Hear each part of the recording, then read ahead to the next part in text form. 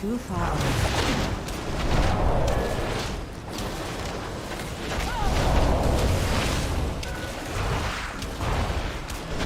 I need a target. Frost does not care who falls into its icy embrace. Your faces will be frozen in horror. I am out of range.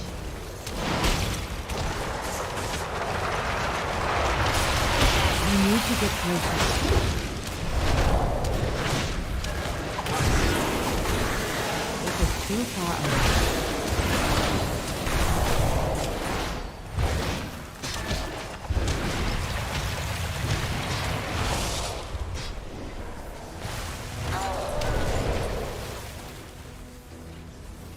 The earth opens! Blood feeds the earth!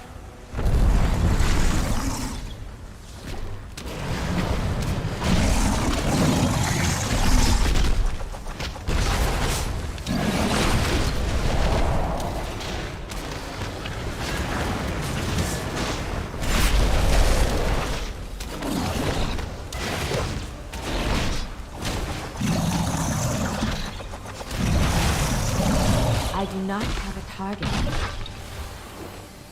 Lightning's caress is capricious. One kiss marks you forever. I need to get closer.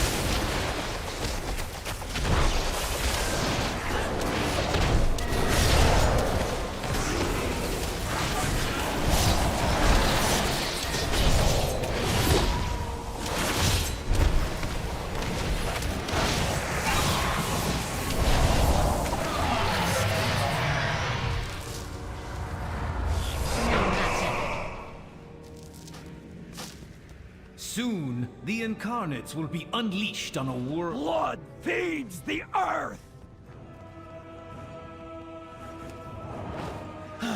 Come, sister. Our mistress awaits.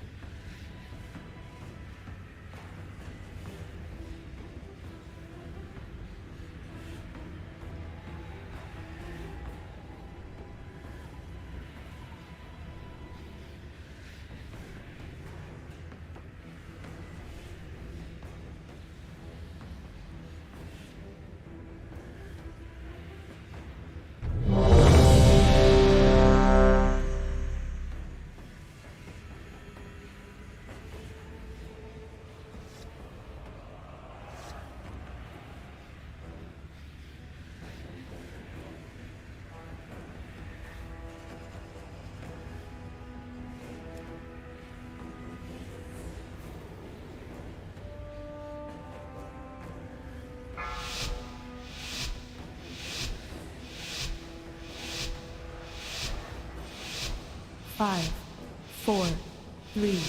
Interrupt. Enjoy your final moment. Interrupt. I will. Watch your step. And stone! Interrupt.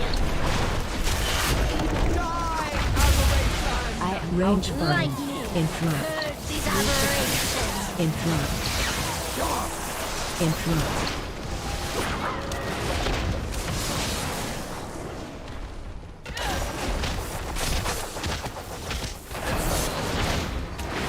Flaming Move to steel, circle. sear your flesh!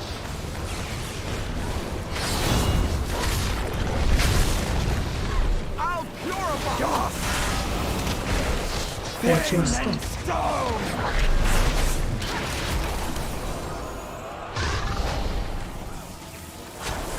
AOE Be wrapped in incoming. the blizzard's icy embrace.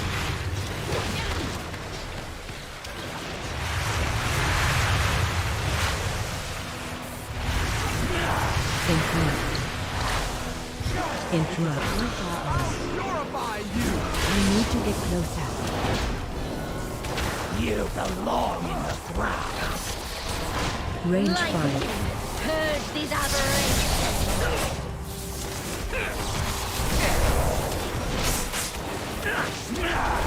Interrupt. Watch your step. Flaming steel, Move to sear step. your flesh!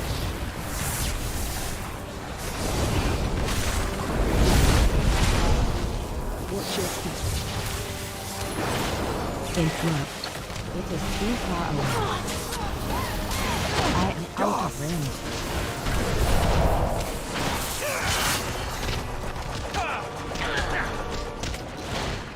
Range 5. Purge these aberrations! Watch your step. Interrupt. Interrupt. Too far away.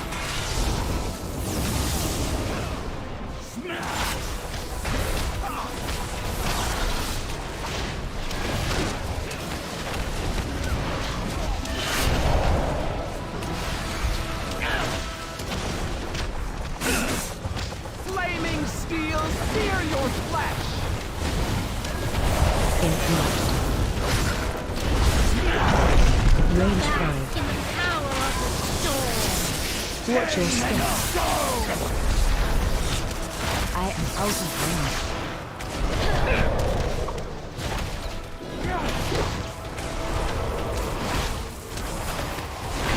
Interrupt. Be AOE wrapped in the incoming. blizzard's icy.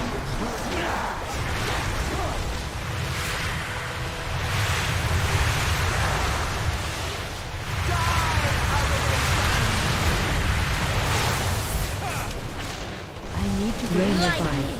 Purge these aberrations! Watch your step. You were I not am us. out of range. Flaming steel, sear your flesh! Move to keep.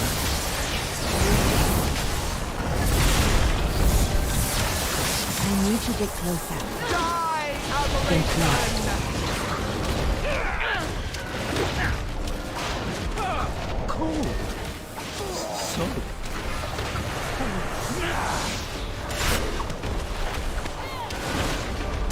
Range 5. Purge these aberrations! Watch your step. You cannot! I never break! I'll purify you! It is too far away. I need to target something first. You will know my wrath!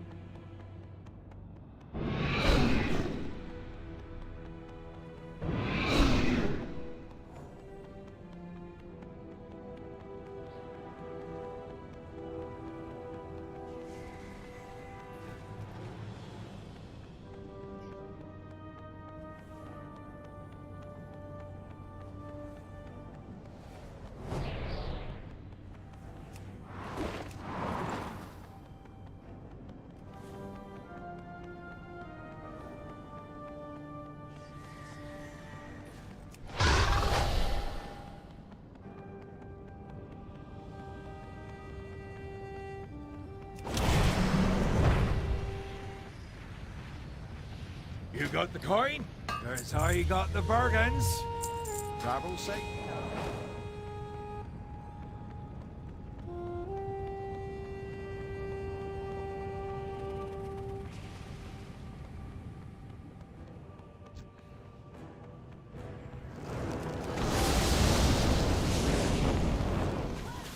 I need to get closer.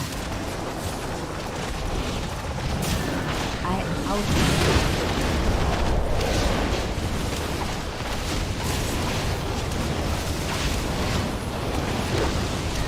I am not on target.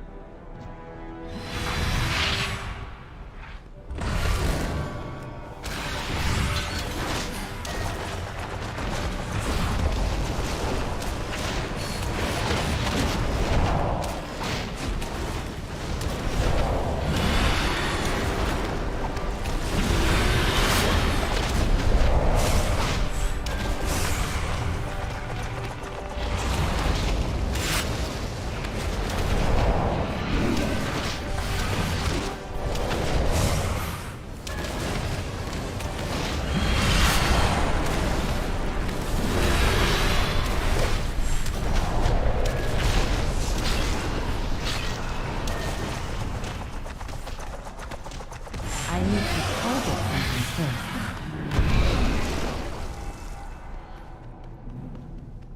Master, Erenog has fallen. The invaders are headed towards It us. is too far away. My creations will rend their flesh from bone.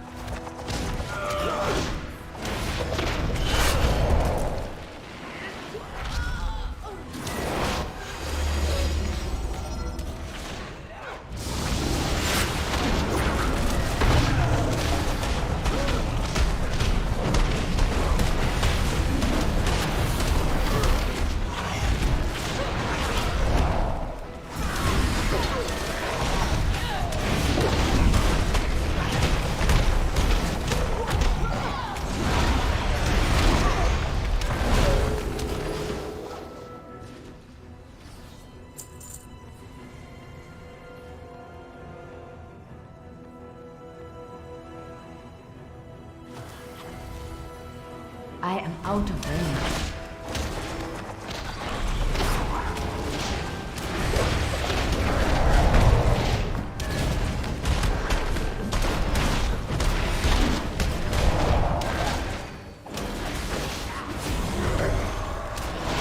I need to get closer.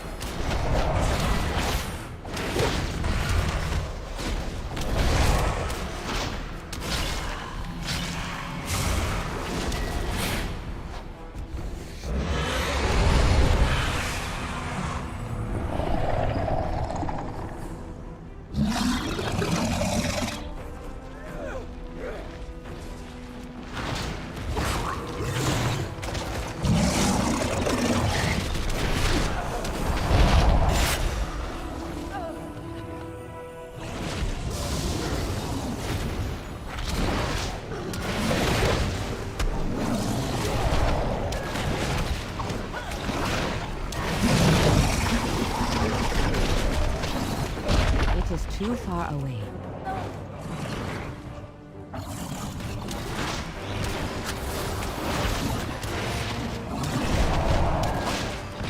I need a target. I need to target something first. The invaders are here! Work quickly! I need to get closer.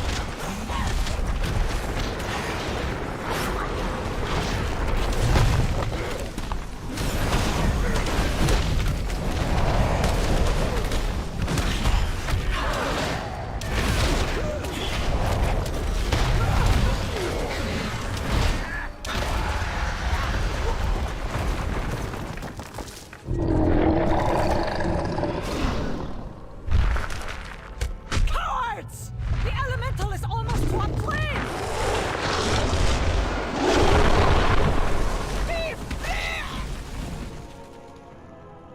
Curse!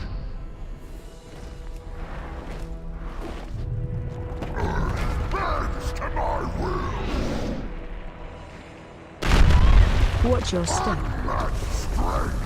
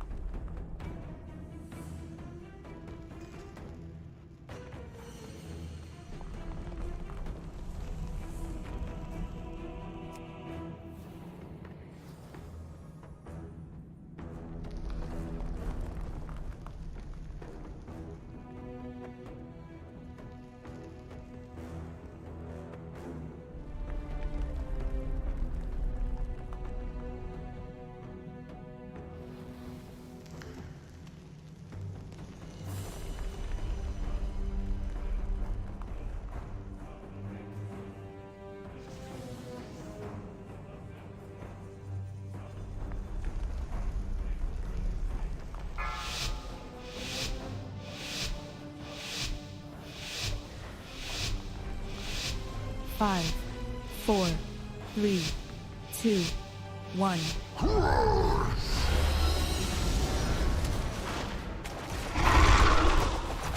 Target you. Watch your step.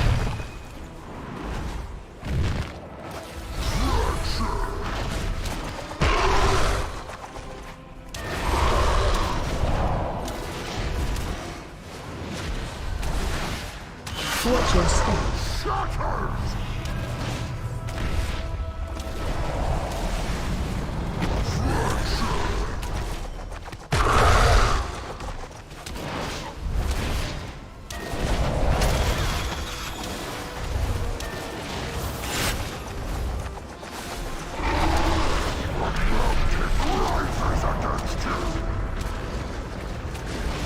Watch your step.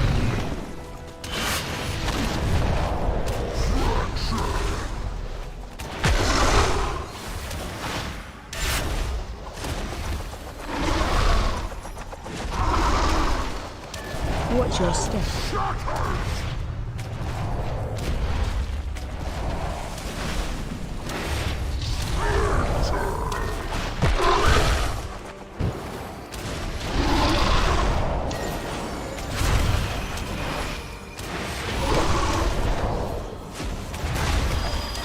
Special command.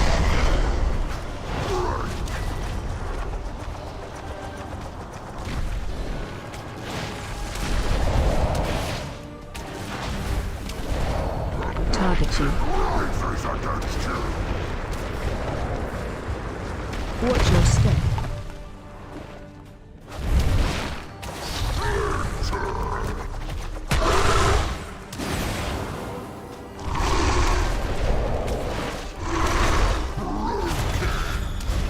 Watch your step.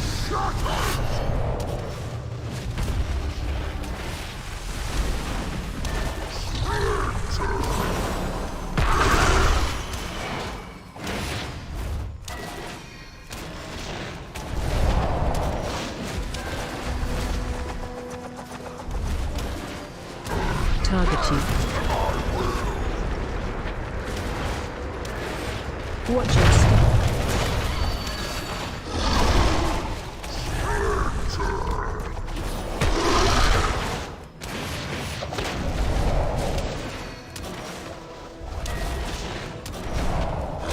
Watch your step.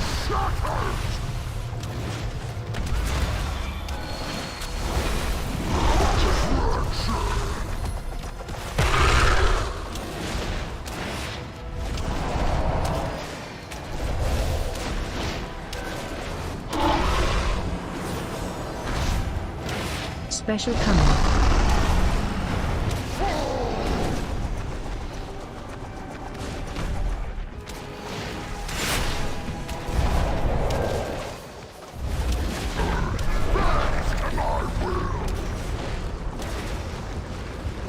Watch your step.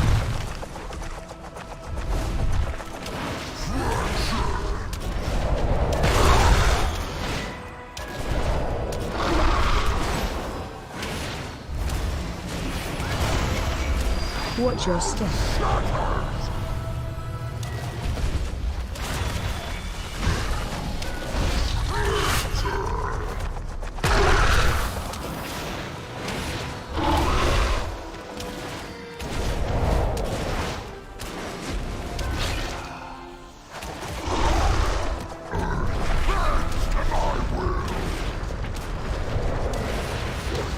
Watch your step.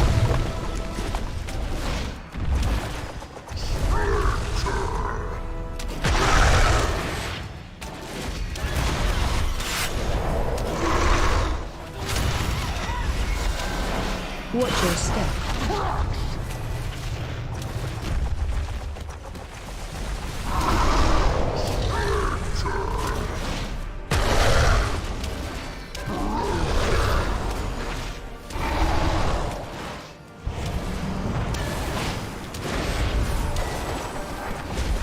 Special command. Watch your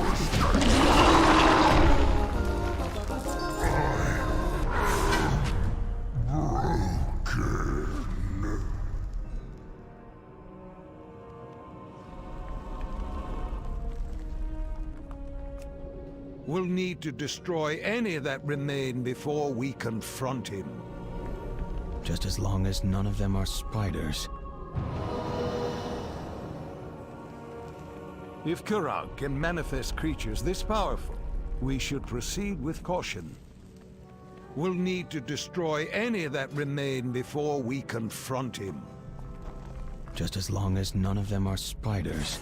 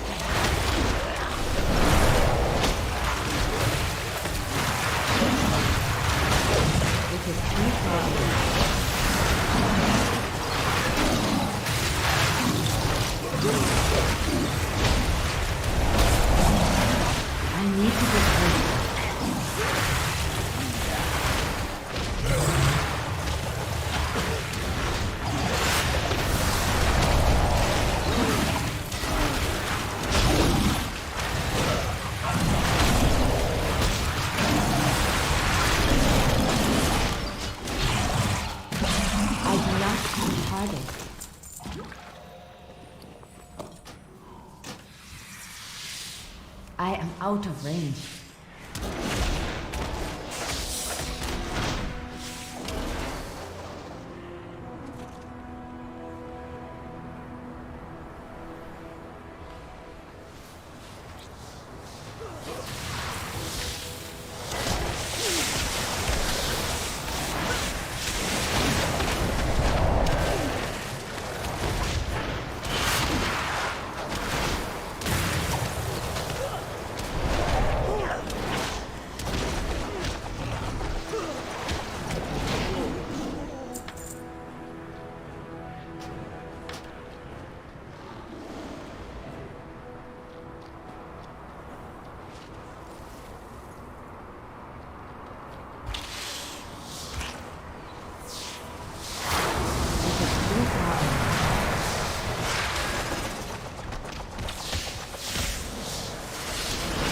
Out of range.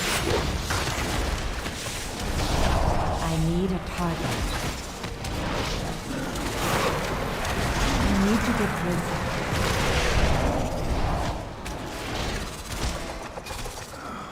This cold chills me to the bone. Hope. We are not alone. Something stalks us. What do you sense? Looks like Kirog has himself an ice spider, and it laid eggs.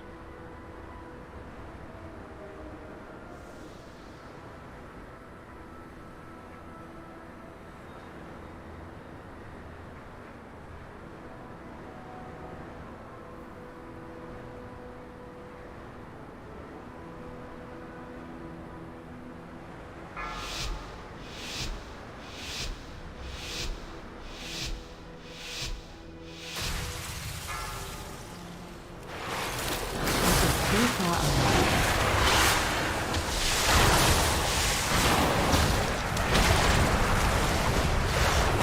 I am out of range.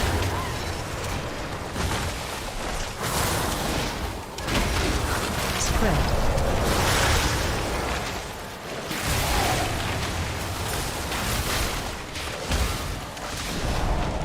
Stack high.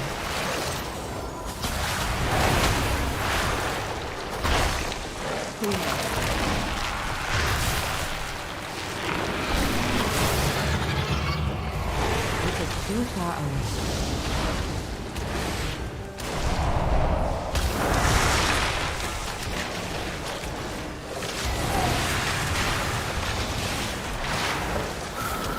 Stack high. Spread.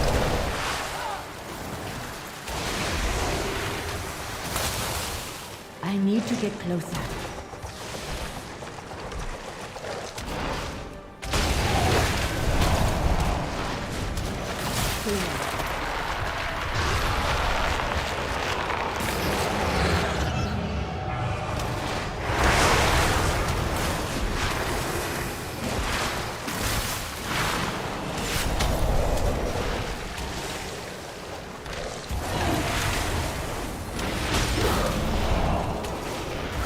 Spread.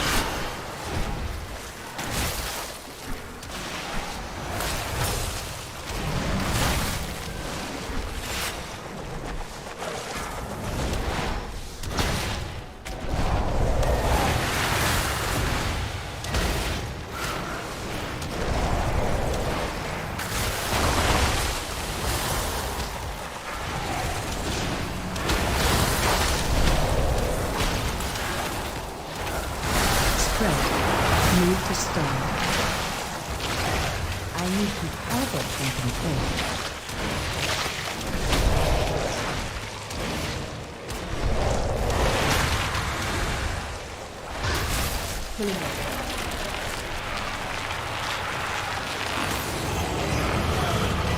This is too far away. I am out of range.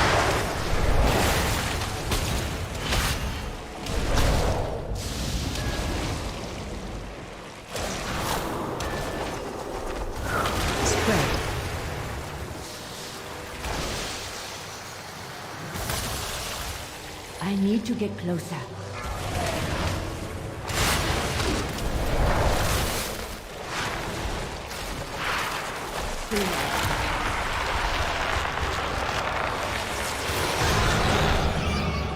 It is too far.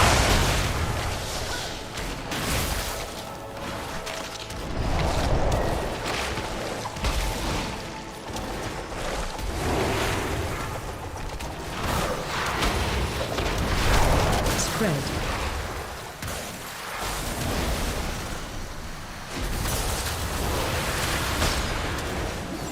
I am out of range. I need to get closer.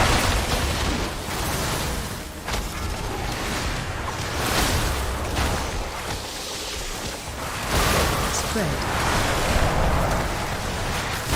I am out of range.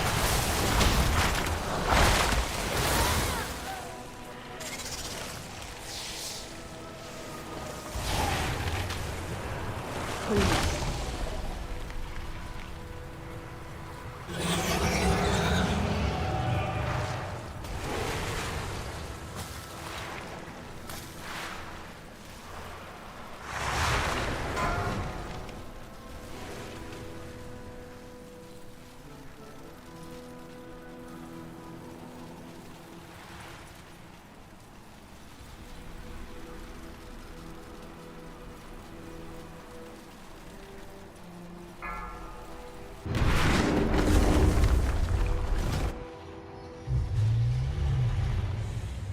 Let me show you what I got.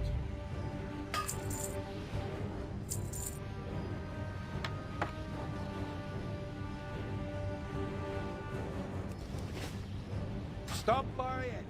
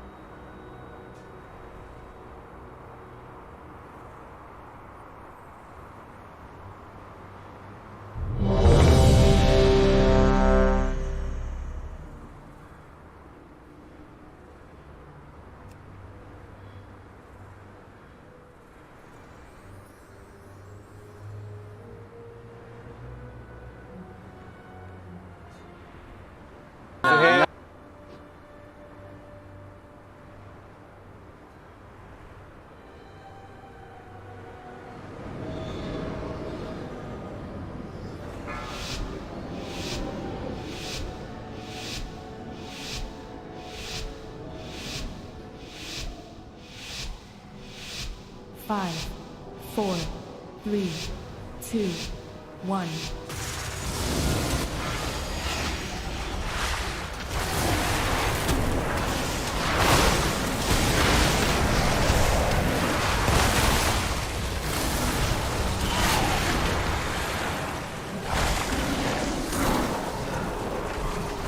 Spread.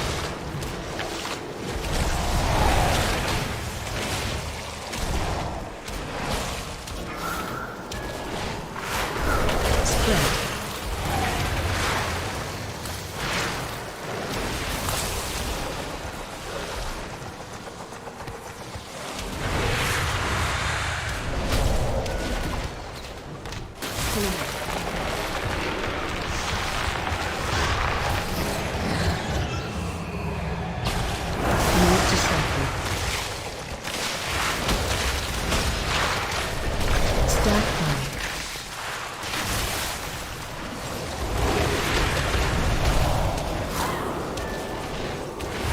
Spread.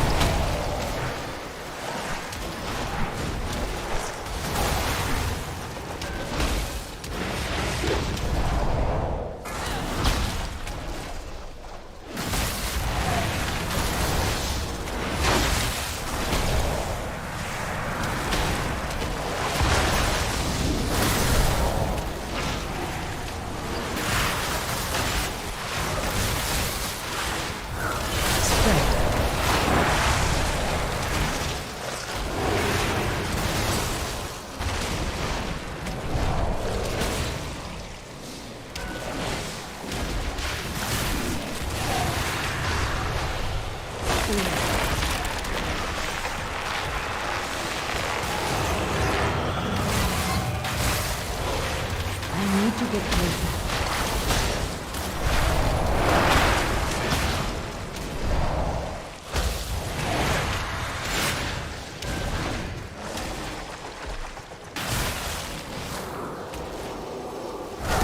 Spread. This is too far away.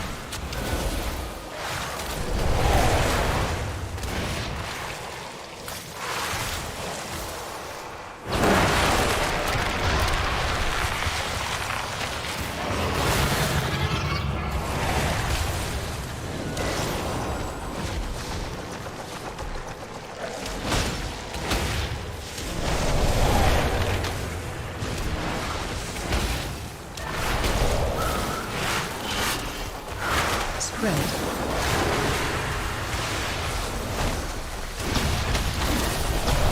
I need to get closer.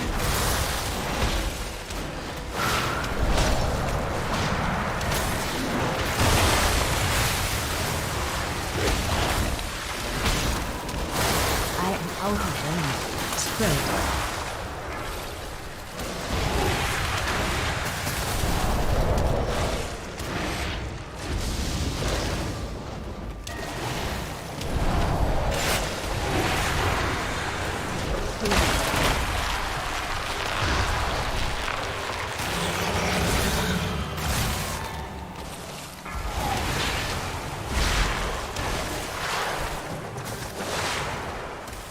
Need to start.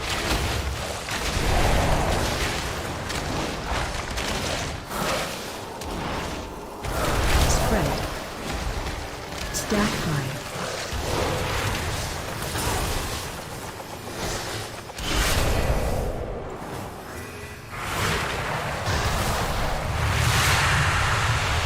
It is too far away.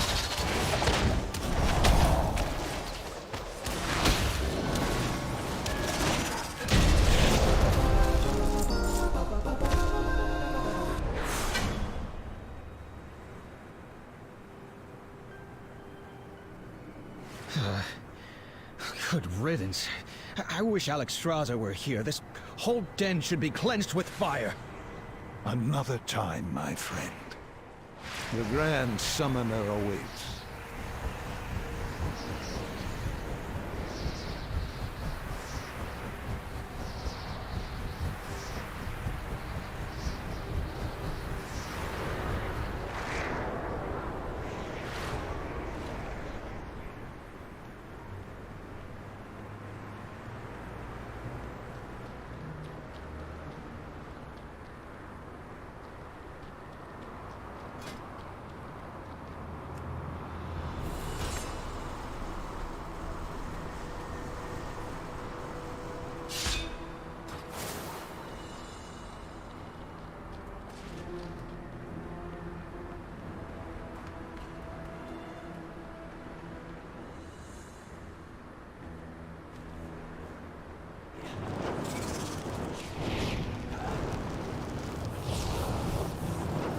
I am out of range.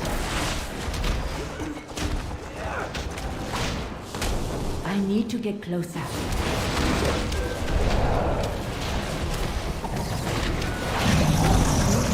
You dispatched a few of my playthings, nothing more. Now comes your doom. Now you... Finest wares in Kul Tiras, right there.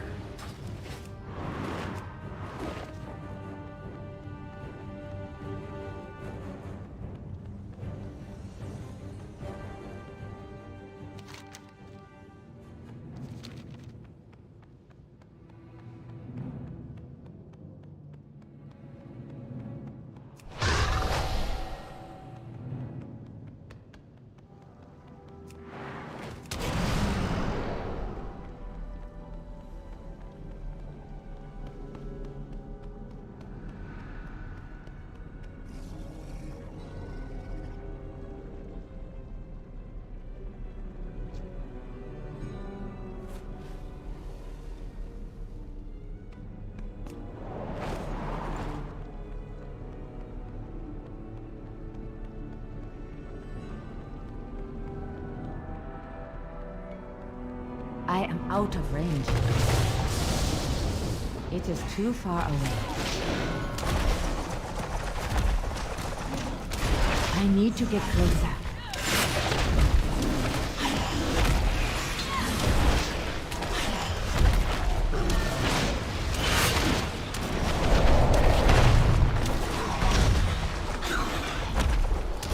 It is too far away.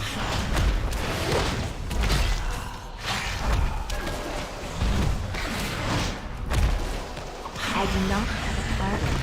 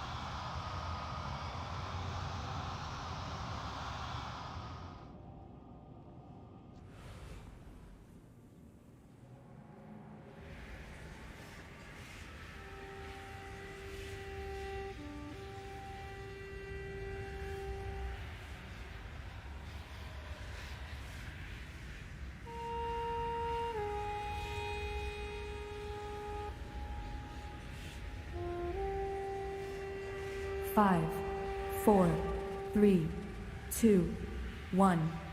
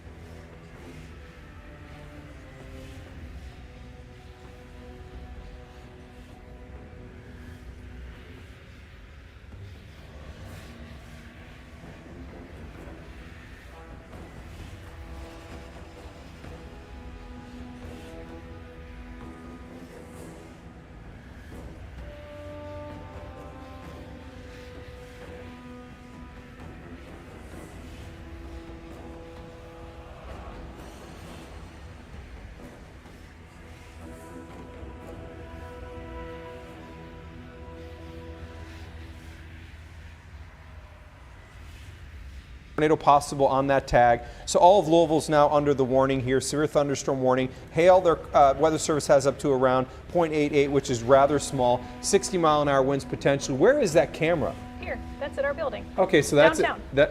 Okay, downtown Louisville, in our parking lot. That is the rain falling pretty good right now. The 800 building, I want to take a look from there, only because if we have anything that would again be a power flash, we would watch from this camera. Remember, lightning's going to illuminate the sky from top down. If there's a power flash, it'll come bottom up. If we saw a power flash, it would be one of two things: either damaging winds moving across or potential for tornadoes. Severe thunderstorm warning for Henry, Jefferson, Oldham, Shelby County until 12:45. That's 30 minutes from now. We're definitely going to watch these storms through Louisville. Of note, that tornado possible is the crucial component there. And we're going to go over to Storm View 3D. Rick, do your thing. You're looking inside of there.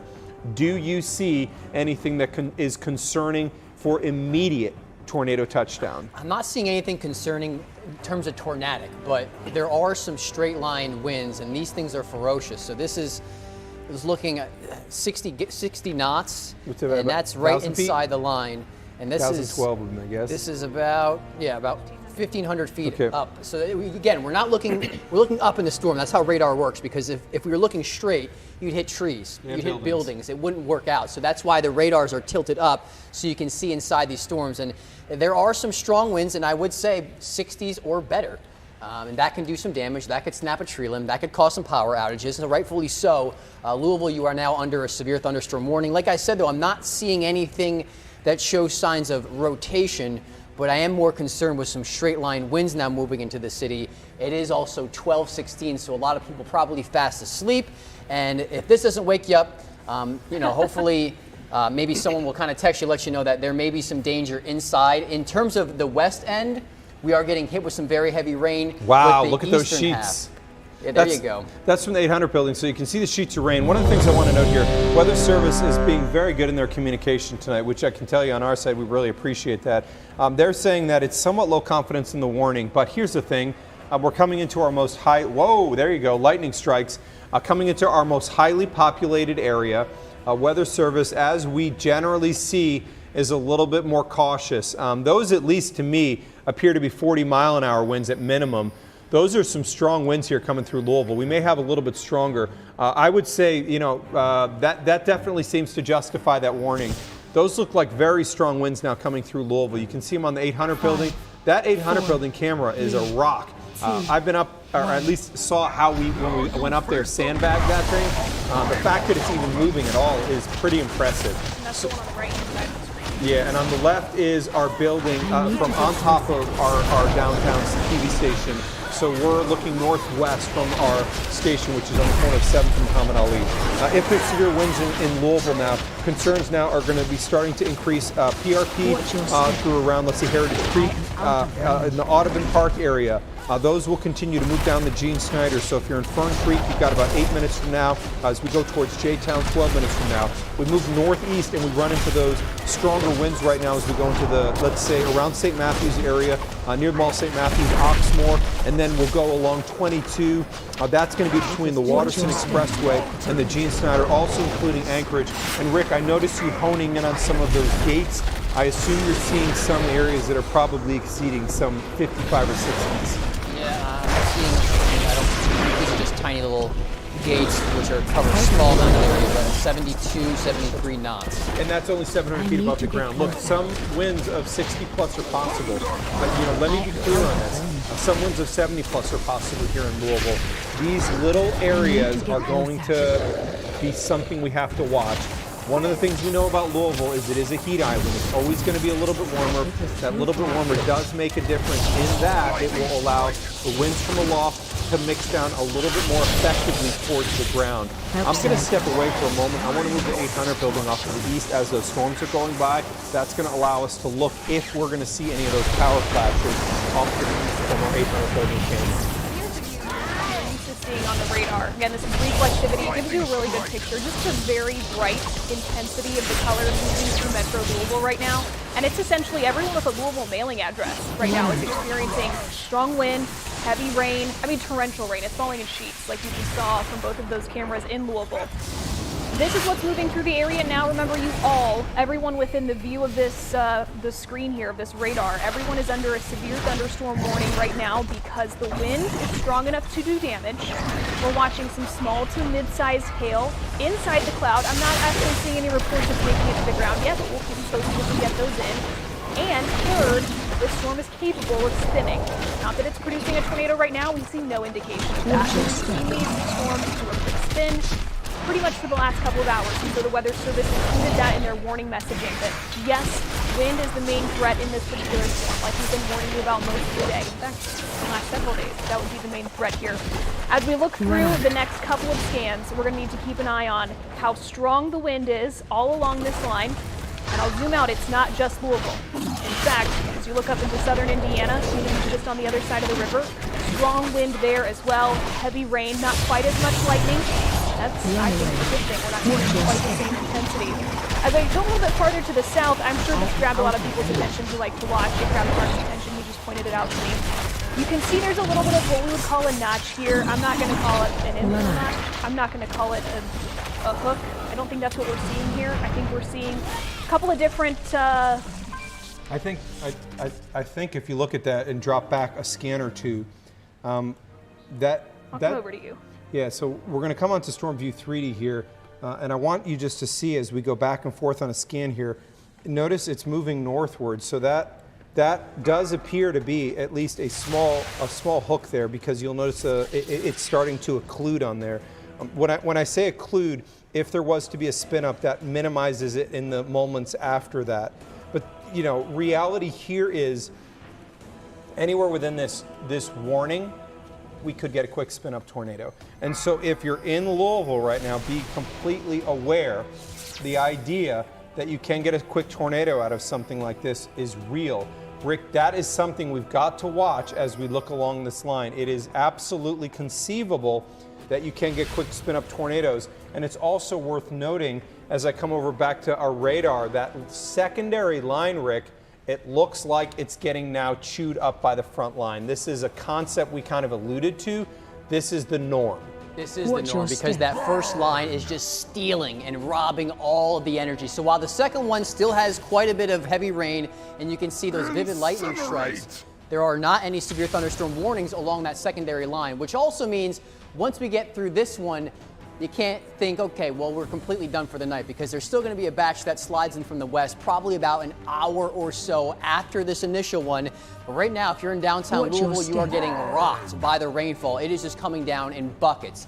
Here's the county, and you can see just about all of it covered up in either red, orange, or green. Green indicating the lighter rain, yellow is heavier, and red is the torrential stuff from Prospect down through Linden, arcing back from Okolona into PRP. As we track this off to the east, moving very rapidly around 60 to 70 miles per hour.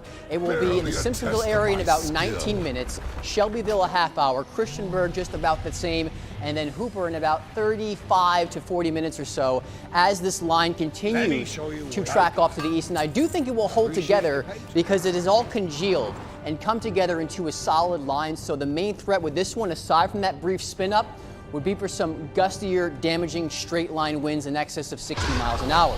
Now, just to kind of give you an idea of what's happening outside of this particular warning, we still have severe thunderstorms all the way, or warning all the way from Prospect through Crestwood. Shelbyville, you are under the warning, but the actual storm itself is still in Jefferson County, so you still have a ways to go.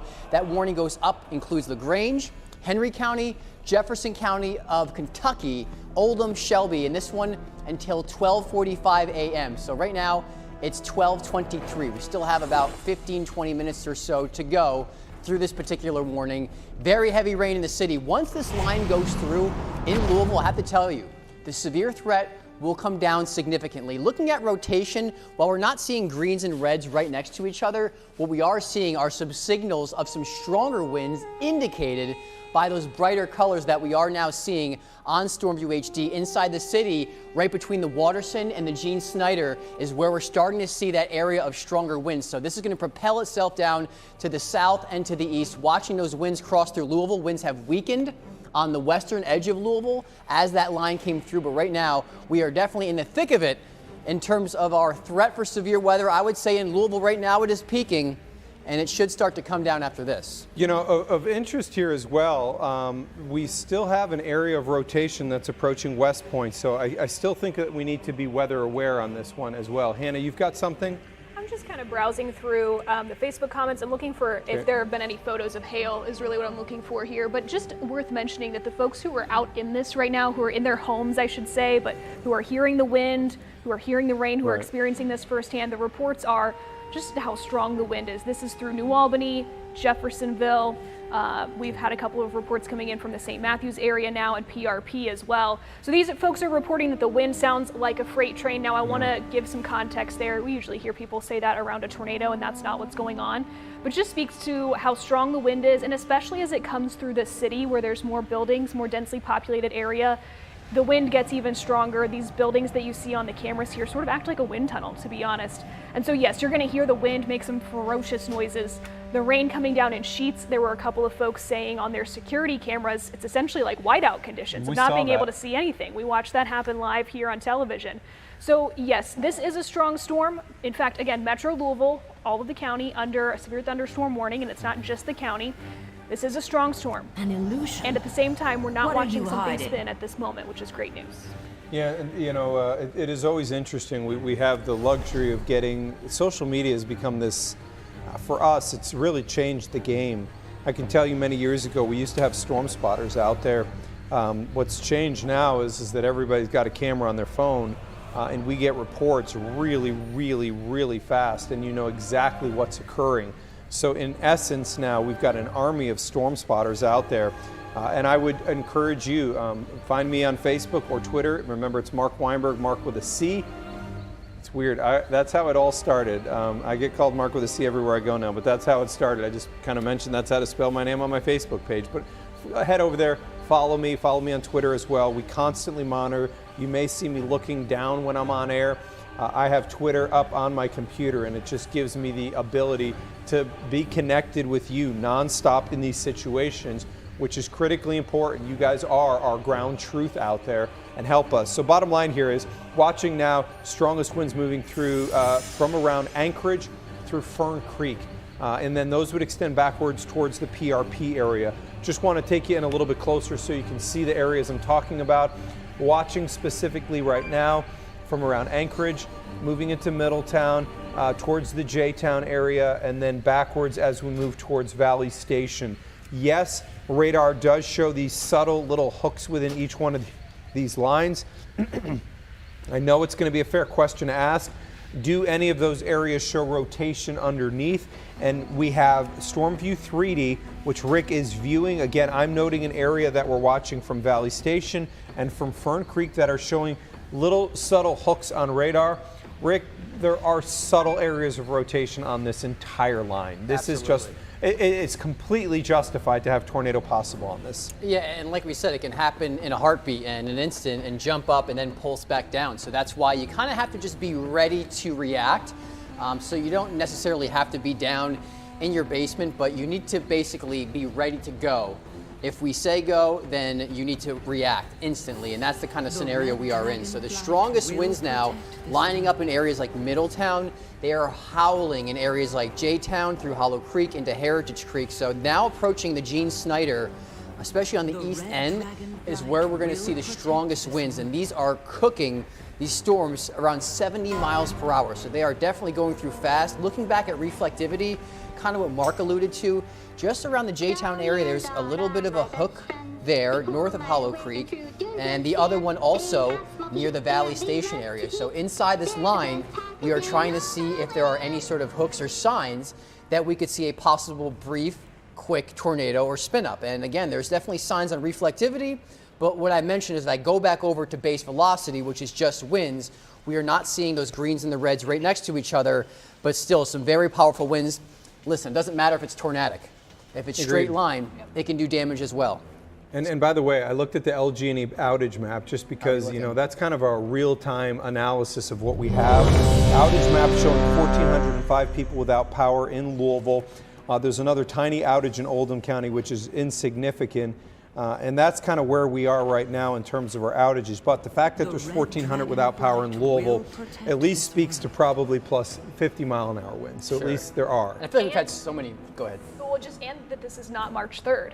Yes. Both things are I true think at the that's same fair. time. People are losing their power. The wind is strong around Metro Louisville right now, and it's blasting through our communities. Here's a look at the outage map. You can take a look for yourself. And at the same time, while people are experiencing scary weather tonight, it is not the same level of wind event that we saw March 3rd of this year. Those winds kind of like weeded out some of the weaker trees and tree branches. So I feel like, I mean, at this point, the ones that are falling down, I mean, they put up a really good fight. So yeah, they lived a good life. I mean, this is definitely one of those scenarios where we've dealt with so many wind events that with each particular one, I mean, you got to think we have a lot of new power poles. Some of the older trees that maybe had some dry rot already came down. So hopefully that's going to help minimize the number of people who lose power tonight, because we want to enjoy the weekend. I want you to lose power. Also, don't forget, wind advisory in effect, and this is tomorrow through 5 p.m. outside of any sort of showers and storms. We could see gusts 55 miles an hour or greater. I know that's some radiating wind. A lot of people are like, okay, I learned that one this year. Unfortunately, that one could unfold yet again. Not to the level we're talking about earlier this month, but still, some problems tomorrow. And you know, I mean, it would be, you don't want to lose power if your generator just stopped working. Appreciate that. Rick didn't tell you? Did that happen to you? No, yeah. Thank you. So, anyone want to donate a generator, I'll take it. I'm just saying that if your generator stopped working, if that just happened to occur, you wouldn't want to see power outages right now. But, you know. Can I disappear? Is that possible? Can we just disappear? Typical. But so back to Rick's non-generator related issues. We are obviously watching thunderstorms moving across our area.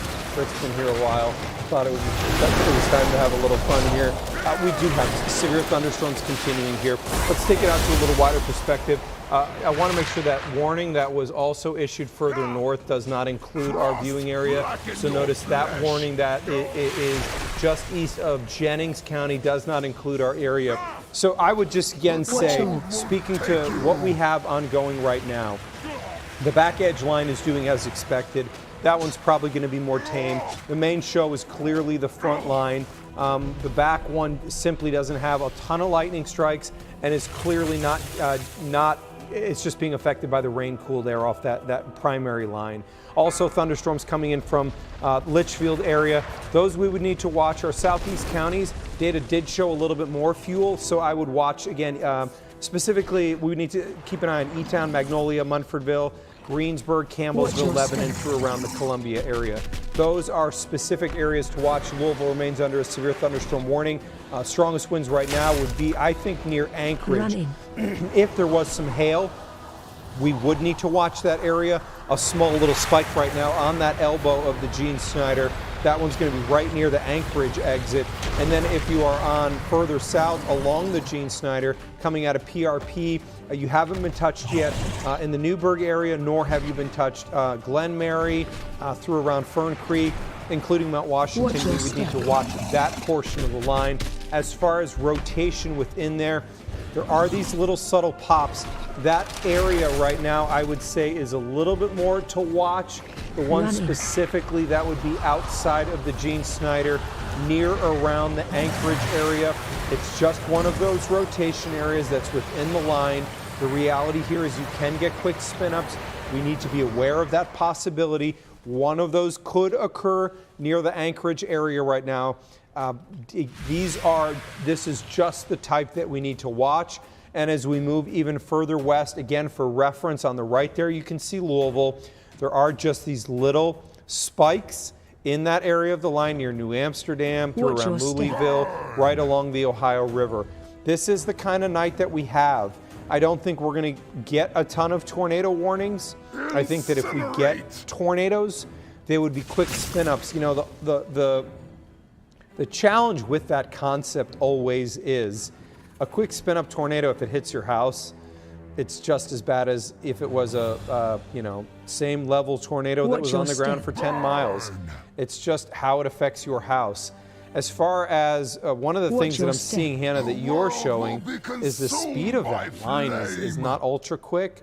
So, you know, we're going to get some pops of rain here, some ponding on roads. Louisville, you know, I think anybody that works in our profession, driving out of downtown Louisville, 65 South is one of those notorious areas. You get into ponding roads, even if it's a little sprinkle, it feels like. So just be aware, ponding on roadways is going to be indeed a possibility. Latest here from the Weather Service is they're continuing the severe thunderstorm warning for Clark, Henry, Jefferson, Oldham, Shelby, and Trimble County until 12:45. Another 10 minutes. Severe thunderstorm warning, including the words, continuing with the words, tornado possible here. So including and continuing with the words, tornado possible on that warning. So I just want to also briefly look at the power outages. Guys, here's an update to that. Louisville's now up to 5,700 without power. So the power outages are rising in Louisville. Just got a report there of a 60-mile-an-hour wind. Where was that? This was St. Matthews. So that's National Weather Service employee? Yep, estimated. Okay, so we've got a 60-mile-an-hour wind that occurred in Louisville near St. Matthews. That is severe level. That kind of goes well with what Hannah noted. And you know, interesting enough, Hannah, look at those power outages. That is coming out of St. Matthews and then moving towards around the Anchorage area. You can see those power outages are exactly where we got that 60-mile-an-hour wind report. There is no element. So 5,600 without power in that area. Yeah, thanks for zooming into that, guys. Appreciate the Weather Service employee sending that report in, likely on their off time. When that is still an ongoing threat. So we've seen the strongest wind in the St. Matthews area now, where we're highlighting all of these power outages, and now we've got this report of an estimated wind gust of 60 miles an hour, which does validate this severe thunderstorm warning. And at the same time, the warning is valid for 10 more minutes because the wind is still strong. So as we flip back over to radar here, within the warning box, which is a large box, there are still very bright colors. Now this is the normal view reflectivity, actually showing you intensity of the rainfall, not necessarily of the wind. But flipping over to the velocity product, showing you what the wind is doing, the fact that we have such bright oranges right next to the bright reds tells you that there is still some incredibly strong wind showing up here. It would not surprise me at all to have more reports of 50s and 60-mile-per-hour gusts along this line. In fact, I want to flip this back to reflectivity and put a bit of a track on it for you. As this storm continues to move to the east, it's moving out of our communities. But the strongest wind gusts, again, moving generally to the east, and these storms are racing between about 60 and 70 miles an hour. Newcastle, the strongest wind about 5 minutes away from you. You're hearing the thunder, you're seeing the lightning, and the wind is starting to pick up where you are right now. The Eminence area, closer to 5 or 10 minutes. Owenton, you can see you're 20 minutes away, and this is still 35 minutes away from Williamstown, but this storm has shown us that it will track across our communities. It's not dying. And listen to this report, Hannah. This just coming from Scott Bickle out of the Middletown area, and what he noted is anybody seeing unusual green flashes. Oh, we know what that means. So if you ever see a green flash, I think it's important to note that green is not lightning. This is power lines blowing, transformers exploding. If you do see those green flashes, that means we've got power lines letting go. You know, here we need to be aware from around LaGrange, Eminence, we've got these areas we have got to watch. Middletown, there is subtle rotation in here. It is not impossible to get a quick spin-up tornado. We've got reports of over 60-mile-an-hour winds in Louisville. I think it might even be arguable at times we may have gone a little bit north of that, as we've seen some spikes there. You can see we're not looking at anything that speaks specifically to hard rotation within there or a tornado on the ground, but there are these subtle kinks within the line. I would say you always deal with a scenario like this at 60 plus. You can get these weaker tornadoes that can produce 70, 80, 90-mile-an-hour winds that briefly can touch down. Sometimes in this speed, because they're moving so fast, they can kind of be difficult to tell if they were tornadoes or straight line winds. But, you know, Rick's highlighting one of those areas that's moving along the Shelby and along the Oldham County line. There is an area of rotation there right now. Rick, let's actually, I just want... interesting now. Agreed. I want to inspect that one a little bit closer, so I'm going to head over to the wall real quickly. Rick, let's kind of focus in and move and center that area. So the area, again, remember what we have to do is cue ourselves up. Where's the radar? The radar is this direction, looking right into the storms. So green means inbound, red means outbound. You can definitely see there is an area of rotation. Now, I just will speak to what concerns us the most. So when these greens and these reds right here and right here, when they are on top of each other, right next to each other, it means the rotation is very tight. What you will notice here is they are somewhat spaced. We refer to this as a little bit more diffuse rotation. If it tightens up, it can raise the level of concern some. So I want to look to make sure that we don't have any debris being lofted on this. And so we would look for one of those blue holes inside of where we have all of the pinks here. There is no question that there's something conspicuous here. Let's look under reflectivity. I just want to verify what we're looking at. That may not be anything at all. So nothing in here says tornado touchdown. And in terms of, there is an area rotation that we're watching. We'll go through this. So just speaking, again, I want to touch on the strong winds. Lake Forest right now, some 60, maybe even some 70s could indeed be possible. That includes the J-Town area. This, just for reference, is Taylorsville Road. So along Taylorsville Road right now, approaching the Gene Snyder, it's probably about 6 minutes away from hitting the Gene Snyder. We head towards Hollow Creek. Right here, just again for reference, this would be Preston Highway. Here's the Gene Snyder. So we need to watch along the Gene Snyder right now, approaching Preston Highway. Rick, let me just look within there at that rotation. Just want to make sure that it's not any tail end here. So there's a term called tail end Charlie. When you get a storm that's on the edge, on the back half, you normally tend to watch them a little bit more closely. Nothing out there bothers me right now, but some wind gusts of 50, 60 could occur along the Gene Snyder here. One positive to this tail end of the line is, again, we've got rain going up in the trajectory area. That would kind of weaken things a little bit, but we've got thunderstorms now moving towards the Mount Washington area as well. So these are things to watch. And then we've got more showers that extend on the back edge of this from New Middletown through around the New Albany area. A lot going on here around our area tonight. A couple of warnings here now. We've got that warning in effect for another 4 minutes. Notice multiple now reports coming in of some damaging winds from Louisville. So we just got 2 reports here that are in addition. So we've got the St. Matthews report of 60-mile-an-hour winds. A second, so this was a confirmed 60 from, this is Bowman Field. And then we got a 55-mile-an-hour report northwest of Okolona. That is the airport. So the airport measured 55. I think it's fair to say that this is a legitimate warning. I mean, I feel every reason to believe that this is a fair warning. 55, 58, I mean, 3 miles an hour, who cares? I think it's worth having this out there so people know what's happening. And Hannah, we're now getting an expansion here to the tornado watch. And we alluded to this on the southern part of the line. Those storms are intensifying in an area that has not really been touched. I think that's a good expansion. I agree. This watch still goes until 3 a.m. for everyone. That is going to be 3 a.m. Eastern. So even in our central time zone communities, it's 3 a.m. Eastern. Everybody shaded here in yellow. All of our WDRB communities now included in that tornado watch until 3 o'clock in the morning. The Weather Service has been really proactive about trimming this when the threat ends. The threat has not ended here. You can see all the orange warning boxes telling you where we have active severe thunderstorms. And the point being, in these strong thunderstorms, like we've been doing for the last hour or two, these can spin at any moment. So as we watch these storms evolve, especially the ones Mark was noting in our southern communities that have not seen storm activity yet, that have not been rained on, that have not had the power sucked away, these are spots we want to watch closely for potential spin-ups. So we're watching a couple of warnings approaching Hart County, just south of Grayson County as well. We've been watching the storms there. Litchfield getting some pretty good lighting. You're hearing some rumbles of thunder. If that hasn't woken you up yet, it sure will. As we look a little bit farther to the north, you can see that line building a little bit as well. There's a lot of energy there given how much lightning is showing up, and that has been in contrast. That has been different than what we're seeing farther north. Around Louisville and in southern Indiana, there is lightning. There's not quite as much lightning. And Hannah, what I'm starting to see now is where we're getting breaks in this line. This is important to note. Normally what happens when we see this, and this is very, very, very common, that the back edge line is going to be overtaken. Remember, this back edge line that was coming out of Illinois has weakened because of the primary line in front that's producing the damaging winds in Louisville.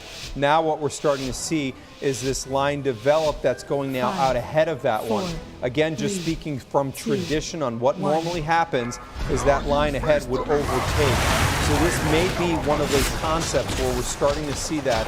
I do think that with the northern line here coming through South Louisville, we've got now confirmed reports of multiple 50-plus mile-an-hour wind gusts here in Louisville. We just need to be very, very aware of what's occurring as these storms are moving through Louisville. Rick, you're looking at the 3D 4 rotation. That area that we were watching that was coming along the Jefferson, let me rephrase that, across the Shelby-Oldham County line, is now breached all the way into Henry County, but it looks more blah. It looks more blah. Several areas, to steal your term, of blah, that go up and down that line where there is some rotation. It's just very broad, it's very diffuse, and it's not terribly concerning, which is a very good thing. That's what we want to report. The only one I would say is just south of Campbellsburg, where we do have an area, a little couplet, where the reds and the greens are concerningly close together. So just south of Campbellsburg, we'll watch very carefully. I'm going to go over to normalize rotation, kind of go through this exercise and these steps to make sure that we are not seeing any sort of damage being done. And right now, no. So I'm going to stick with that. We still have an area of rotation south of Campbellsburg, but nothing that indicates that we have a tornado that is occurring, that is ongoing, that is doing damage. But just a little area that we're going to watch very carefully, because if that can tighten up, just like we've been saying, it can cause a brief spin up. And this is the sort of scenario tonight that we are in. We're not going to see these long-tracked, long-lived, violent tornadoes, but a quick, weak tornado is certainly possible in this sort of environment. And now, we've seen temperatures in the 60s. There's just enough fuel out there. What we lack in fuel, we will definitely make up for when it comes to wind energy. This storm is ferocious. Now, new scan just came in, and with every single scan, you have to start over, analyze, take a look. And that area I was concerned about, while it still exists, it's definitely gone away a little bit. Yeah, we spoke about the blah word. It's becoming a little bit more blah in what's happening here. Let's go back to power outages now. 5,600 without power. A lot of those power outages are coming near the Anchorage area. You know, I got to tell you, my guess is we're probably going to need to inspect what occurred in this area. There was an area of rotation that went directly over this, so you can see the numbers there on your screen. Our producer Rod's in there. He's got 3,760 without power near the Anchorage area. Notice there are some scattered power outages as well. Woodland Hills, which would be near Middletown. We've got some scattered power outages as well as we go west of that. That's going to include areas like around St. Matthews. They're clearly more scattered and less as we look towards around Bardstown. You know, here's the thing, around Bardstown Road, there's a lot of old trees, including the Highlands area. Those are normally areas, if you're going to get trees that just let go, it's more susceptible in that area. Anchorage, generally speaking, I think is important to note. A lot of those constructions out there are newer subdivisions carry traditionally underground power. So getting power outages in these areas, I just would say, is going to be a little bit more challenging. So for what it's worth noting here, there is still another area that's going to come through Louisville. I don't think that one would produce severe. Also worth noting that line, that back edge line, you see this little green wave out in front? That means that it is outflow dominated. So there's cold rushing out ahead. An outflow dominated line is normally a line that's breathing out cold air. Severe lines are breathing in warm air. This is a sign that's showing that weakening. And then as we go and dive to the south, we still need to remember our southeast counties. The concern for me, Hart, Greene, Taylor, and Adair County specifically, the greatest concern here now moving forward for some severe out of that particular portion of the line. You know, the moderate risk of severe weather for our northern counties, you know, it just did not feel that this was a moderate risk level. The problem is you have areas to our west that really got hit extremely hard by tornado touchdowns. And I just think sometimes it mixed messages. So here we go into our area. Concern now, Henry County, northern Shelby County, watching for those damaging winds moving through. In terms of rotation, I'm going to go back over to Rick on StormView 3D. Those areas, Rick, so our radar would be looking right down that line from near the West Point area. So as we go into the area where we have those warnings, those look like downdrafts. Those look like areas where the air is rushing down to the ground and producing gusty winds. Those don't look like rotation areas to me that I'm seeing from at least Eminence, Newcastle, Jericho, Campbellsville. Those look, you know, that little pop maybe in Campbellsville earlier, but you can kind of see those don't look like that now. No, and we'll probably see more of these, being honest, and forthcoming. I mean, we're going to see these tiny little pops evolve and then sort of fade away, and this is just going to be the up and down trend that will continue until these storms clear our area. Just like we kind of expected, this front one, the first one, definitely being the show, and it's going to take all the energy away from the other ones that are trying to move in on the backside. So right now, like Mark said, our southeastern counties are the ones of concern moving forward. to see more severe thunderstorm warnings. Gusty winds at the top of the list, but also cannot rule out that brief spin up and maybe some pockets of some hail. We are watching just so many threats around the area, and today has been one of those days where I know a lot of people are anxious because you've probably seen on social media some of the tornadoes that were ongoing in Iowa and Arkansas. And I just want to let you know nothing like that is even possible here. And these storms will continue their journey off to the east. And in 2 hours or so, I think our severe threat is really going to come down and go away. So if just hang in there. I know you're probably saying, okay, this is eating away at my weekend time. I want to get to bed, get up early, and enjoy my Saturday. Well, don't worry. A couple more hours here, and we should be in the clear. And Rick's going to be spending his Saturday trying to get that generator working. I give up on that. Rick. New warning. I'm going to ship it to your house. New warning just issued here. So if you're in the eastern part of our area right now, specifically Hannah, you've got that new warning that was issued until 1:15. This one it also has the word tornado possible on it. So you've got that specific area located. Yes, so that has that tornado possible Watch your tag. step. We've been talking about this all night. This potential for a quick spin up. We're watching that entire line. The other threats here are for strong wind gusts. 60 miles per hour is sort of the threshold for any severe thunderstorm because that's strong enough where the wind can do damage. And we've started to get some reports into power outages. That's what we're talking about here. The power doesn't just go out when everything's, I won't touch that. We'll move on. But it's because we see some sort of damage that's being done, whether the poles come down, whether there's a tree limb, something like that. That's what's going on here. So 60 mile per hour wind gusts possible here. A tornado is possible, and we're watching that threat of small hail. These continue to be rather short warnings because the line is moving so fast. So this warning goes until 1:15 for parts here you can see of Henry and Shelby County, and the line continues to move to the east. Shortly we'll be out of our area in this sector. Now I do want to show you this is not the only storm that we're watching. There's severe weather approaching our southern and southwestern communities. We're looking at Grayson County, moving into Hart County now. You can see that warning box includes Brownsville. It's headed toward Cave City. There's a lot of energy here. There's a lot of lightning showing up on the display. The wind here is still fairly strong. So as we watch the northern branch of these storms moving east out of our communities, the strongest storms, clearly we're not done yet. We're also kind of refocusing on those southern storms where there is a little bit more energy. And I'll zoom out and give you the whole perspective here because while we're watching severe weather move east through our communities in the north, that Shelby County, Henry County warning we just talked about, that's not the only storm activity, but here's what's encouraging. If you've watched us before, we've talked about outflow boundaries a few times. So this secondary line that's moving in from the west, this thin green line that comes out ahead of it, this is the outflow.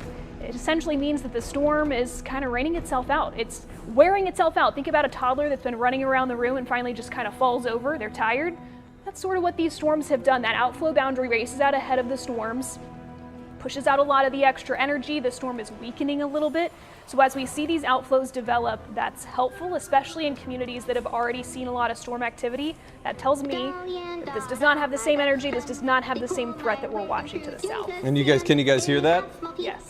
So yeah, this is what it looks like from our downtown camera on the 800 building. You definitely can see it is a deluge right now again in downtown Louisville. This is what it looks like from the ground level here in Louisville. So it is again pouring here. Just be aware that some ponding on the roads could occur within this. Of note, the storms that Hannah was focused in on the southern part of that line do have the verbiage tornado possible. We need to watch that. It is approaching I-65. Obviously, any potential for severe weather approaching a major interstate elevates the concern. In particular this time of the night, because I think most of the traffic this time of the night is going to be kind of the bigger rigs out there, and they're far more susceptible to getting blown over. So those are things that we've got to watch here. But we've got rain, thunderstorms coming back into Louisville, all up and down the line. In terms of rotation potential, my greatest concern would still be for our southern and southeastern counties. The reality here is, and this showed up in almost all of the data, that the fuel was just superior in our southeast counties after this main line comes through. You know, here's the thing. I think sometimes we get, you know, in a scenario like today, we always get really lucky on a lot of these situations. There are the rares. December 2021 obviously comes into my thought process, and March of 2012. But a lot of times what happens in these intense situations, is the better fuel ends up out to our west, and we get the decaying line overnight. This is the norm. The abnormal would be the December 2021 and the March 2nd of 2012.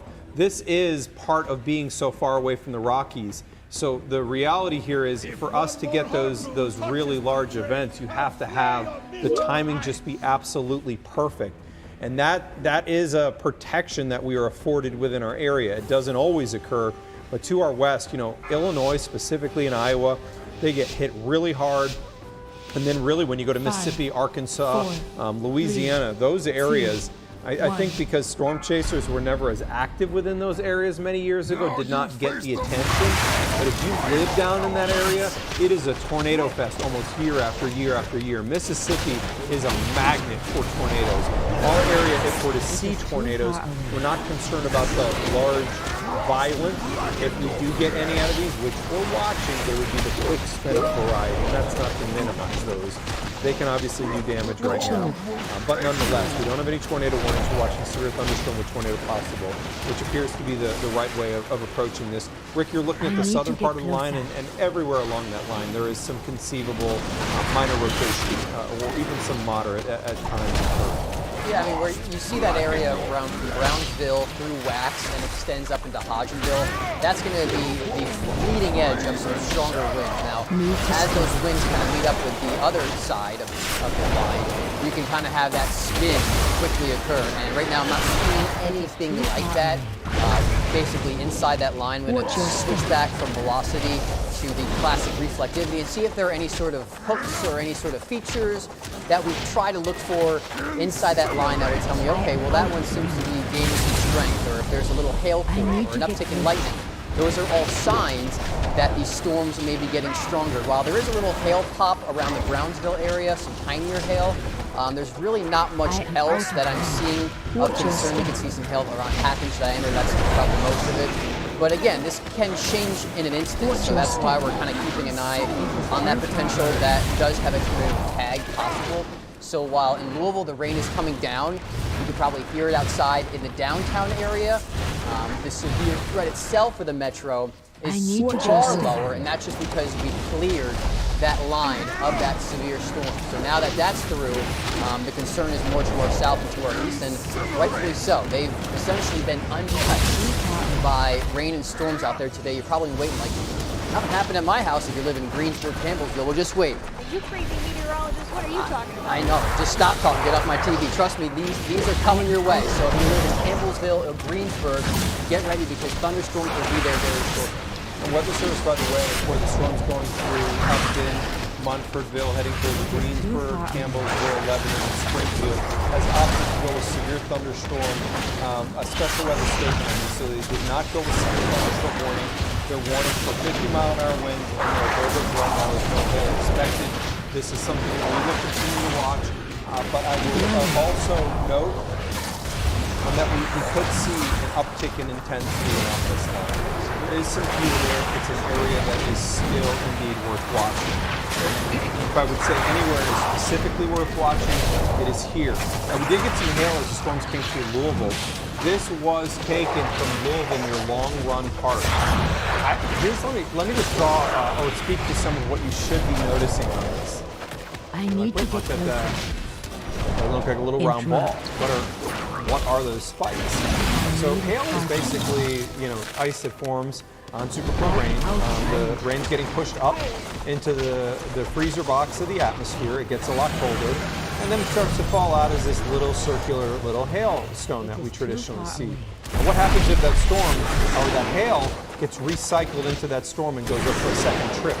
Now it's already ice, and when a raindrop hits it, it creates a spike. And so you can see this hailstone, or these hailstones, clearly took more than one trip, and you can see the raindrops that instantaneously froze when they hit, creating the spikes on this. Now, that's pretty small, let me not say small. You're probably looking at 1-inch size hail there. But when you get these hail spikes on baseballs, this can be brutal stuff. This is reality on a lot of the stronger storms that we see. But this is what hail looked like as storms came through the Long Run Park. And a big thanks to from Jordan Bannock for sending that in.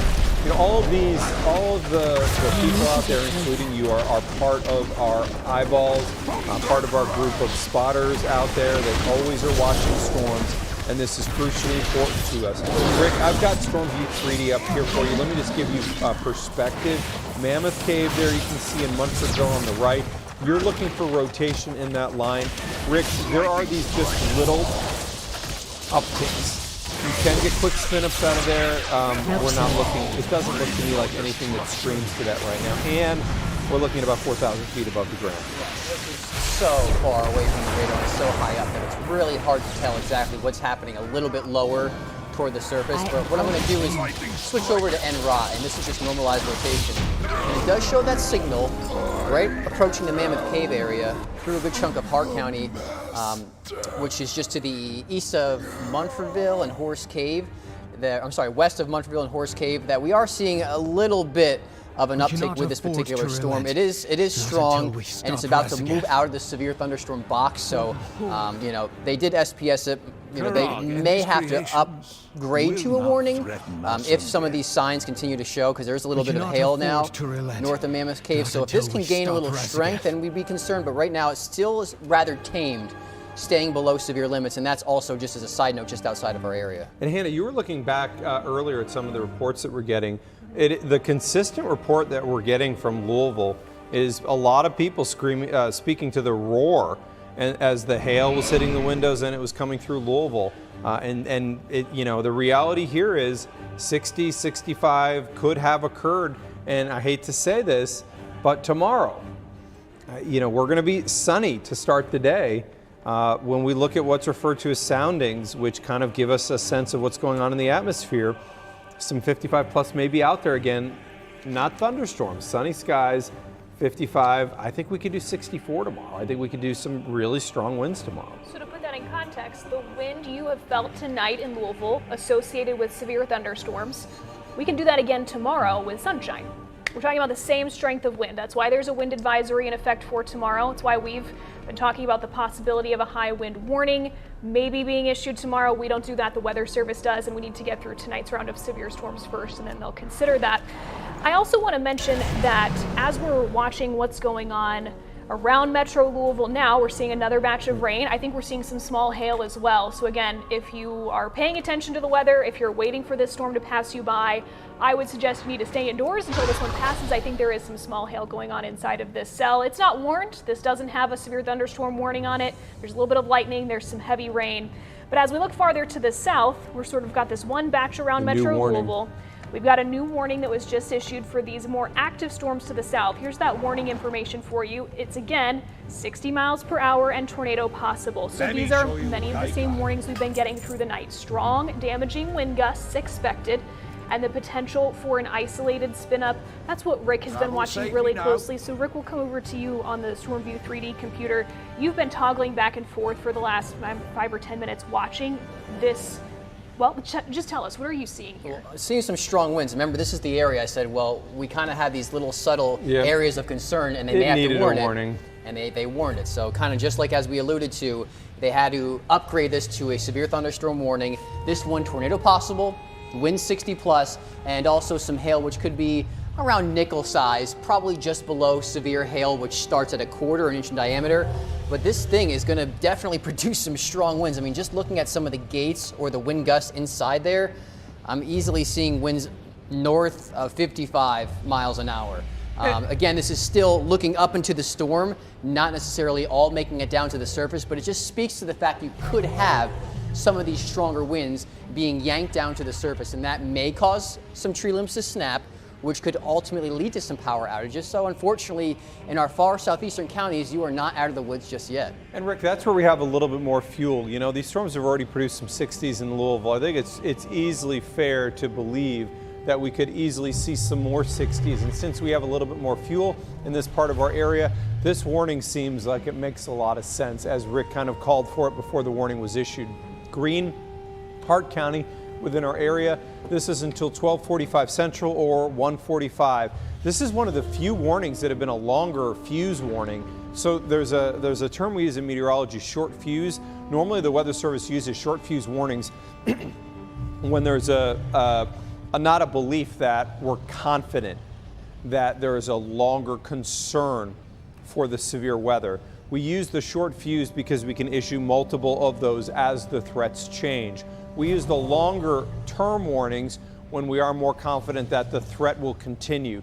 Why are we more confident in our southeast counties right now? It's because the fuel is higher. It's just analyzed as higher. It's reality. This is the primary line now in the process of taking over the other line near Louisville. This will become the dominant in the coming hours. So it's crossing I-65 right now as we move through Hart County. We go Hodgenville and LaRue County.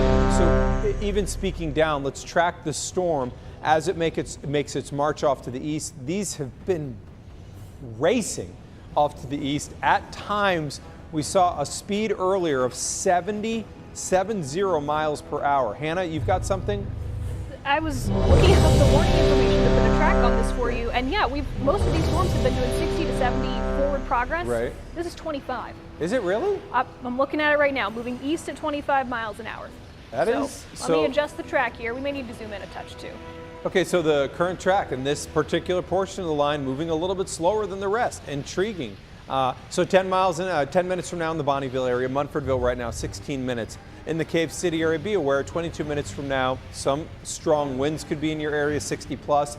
That would go Magnolia around 25 minutes from now, and then Hardyville 32 minutes from now. So 32 minutes from now, as that makes its march off to the east. We probably can see a little bit of lightning. If you guys moved E-Town south, I think we can probably get some lightning on those storms out of there. So we're in the process of doing that. Downtown Louisville continues with thunderstorms moving through. You can see we've got more lightning strikes. Are we done after this line? There is still one that's on the tail of this that we have to watch. This that is within Louisville, I still think they're producing 40+ mile-an-hour winds, and instances a little bit higher. We do need to watch, but all that said, the fuel has been hurt by the initial wave that came through. We've got thunder and lightning right now as we look near the Prospect area, Worthington. That's about to move through Anchorage, so there's without power in Anchorage in some areas. Be aware, some lightning's moving through. We're watching those thunderstorms as well. Some of those now near the airport, so we'll get a real-time observation shortly. Downtown through around PRP as well. And then we go to our severe thunderstorm warned storm moving through Henry County, northern Shelby County. That one will exit our area here shortly. Weather Service is starting to trim the watch now. You'll notice our northern counties of Jackson, Jennings, and Lawrence now removed from the tornado watch. Our Weather Service actually in our area are very proactive about this. Sometimes the Cincinnati office can be a little bit slower, but I'll give a big credit to the Louisville office here. Very, very proactive. Notice the northern line here that's coming out of Hannah saw this earlier. We both were kind of talking about this. But notice the green line that's ahead of the storms from Salem through English. We call that storms being outflow dominated. Outflow dominated storms, that's important because normally outflow dominated storms are weakening storms. New severe thunderstorm warning just issued for Louisville. So this one that's coming out of the Anchorage area, severe thunderstorm warning issued until 1:30. This is a 23-minute warning here. So we talked about this one, that 40 plus were indeed possible. Instances of 60. Weather Service has gone to the warning right now. Small hail, 60-mile-an-hour winds. One of the things I do want you to notice is there is no tornado possible tag on this one. I'm curious on the power outages here, where we stand on those, because these storms are coming through some areas that have been hit multiple times here. But Hannah, now this is 2 times for Anchorage that you could be dealing with some 60+ mile-an-hour winds coming through. Yes, and that's why I'm glad there's a warning on this, because the wind has seen a little bit of an uptick. We're throwing a lot of curveballs to the folks in the control room tonight. I asked first for a hail picture. If we still have that, we can take that now. The folks on Twitter and Facebook tonight, we're very thankful for all the reports you're sending in. If it's not safe for you to be outdoors, don't go. Full stop. Our friend Jordan has been sending some good hail pictures and reports this evening. This comes from him. He also shared the picture we showed you about 5 or 10 minutes ago. So this just speaks to the size of the hail that fell around, again, Metro Louisville in that first batch of storms. Here's a second picture. Slightly more than 1 inch in diameter. It's tough to measure hail with these spikes though, because you're not measuring like the nucleus, you're not measuring the meat and potatoes, if you will, of the hailstone. You're measuring these long spikes, so you're getting a little bit extra length off of the hailstone, but still more than an inch diameter for both of those hailstones. And again, that was in the first batch of storms that moved through. Thanks you guys for bringing that up. We can go back to the radar and give you guys a chance to pull up the power outage map. We'd love to see that as well, because it's 58, by the way, in Louisville now. So as Mark pointed out, we're seeing strong wind again moving through the same communities around the metro that saw it in this first batch of storms. Gusts up to 60 miles an hour are possible, and that's the threshold for severe thunderstorm warnings, because that's where we start to see damage being done. Power outages start to show up at that level. And it's not just that we're watching power outages, but that's what's going to impact you the most. So that's what we want to keep an eye on through the evening.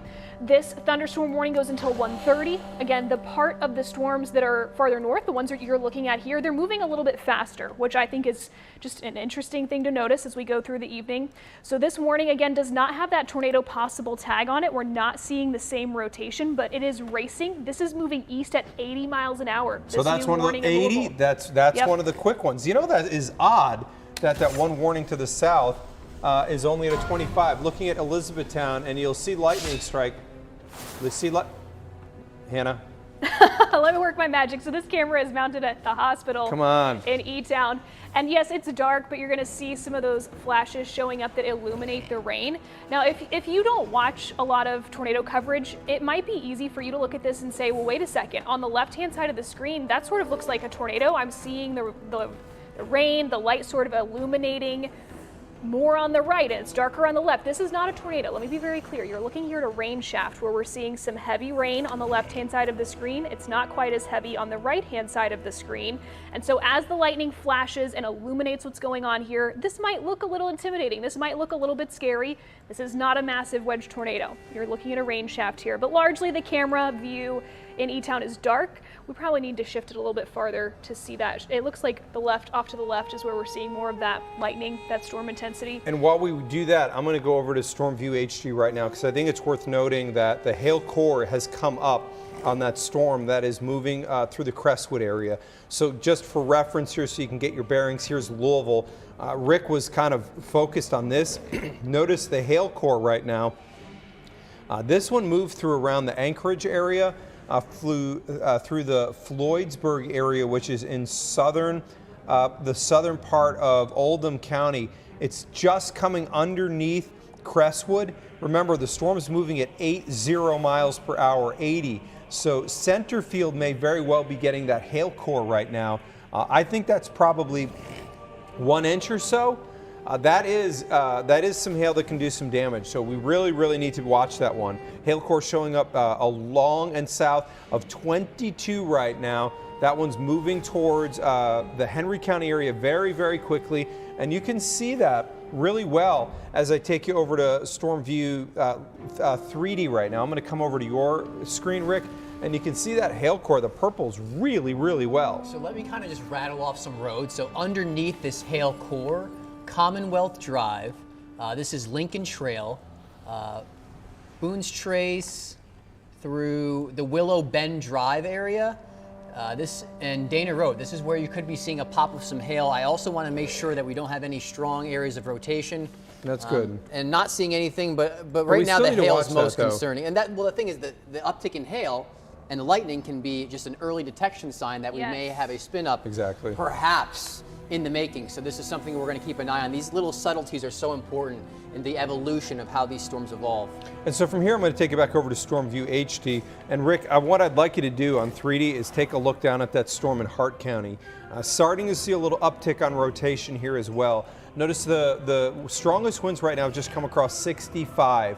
So looking at those heading towards the Rio and Hardyville area, that means Dunnensburg, ultimately towards Summersville.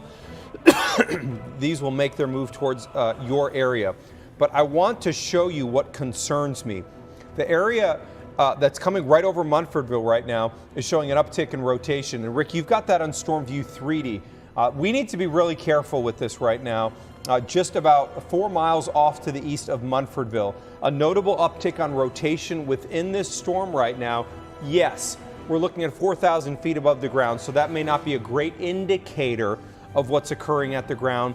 but still, this is our closest radar. It's something we've got to watch. You've got that. How's that look on normalized rotation? And is there anything that shows a concern of debris? So here's the flash over to normalized rotation. Okay, so there we go. That's solid rotation. They're solid, but if you look really closely, it's not just green. There's a little pocket of yellow in there as well. So you really have to look carefully. Now what I'm going to do is flip to correlation coefficient. If there was debris, right where that tiny red dot is in the yellow area, we'd see a blue dot. And I'm not seeing any strong signals. I mean, this is kind of on the edge there, but it's something we can keep an eye on here because maybe things could get picked up. It's definitely worth watching.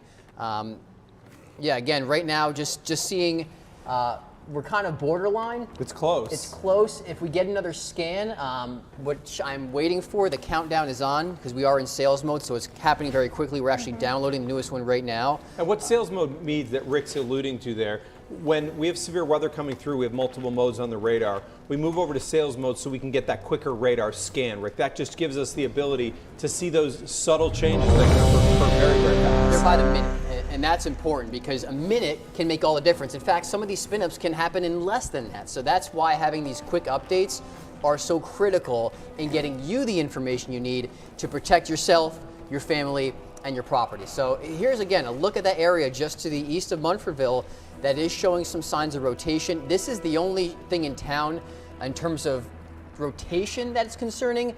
Again, we still have hail coming down in southern parts of Oldham County, but in terms of whether or not we have a tornado, what I'm going to do is just one last time flip over to NROT, normalized rotation, still have that little area of yellow, back over to correlation coefficient, and nothing has changed with regard to that. So it's an area we're watching. I would say leave it at that because there is the concern just to the east of Munfordville.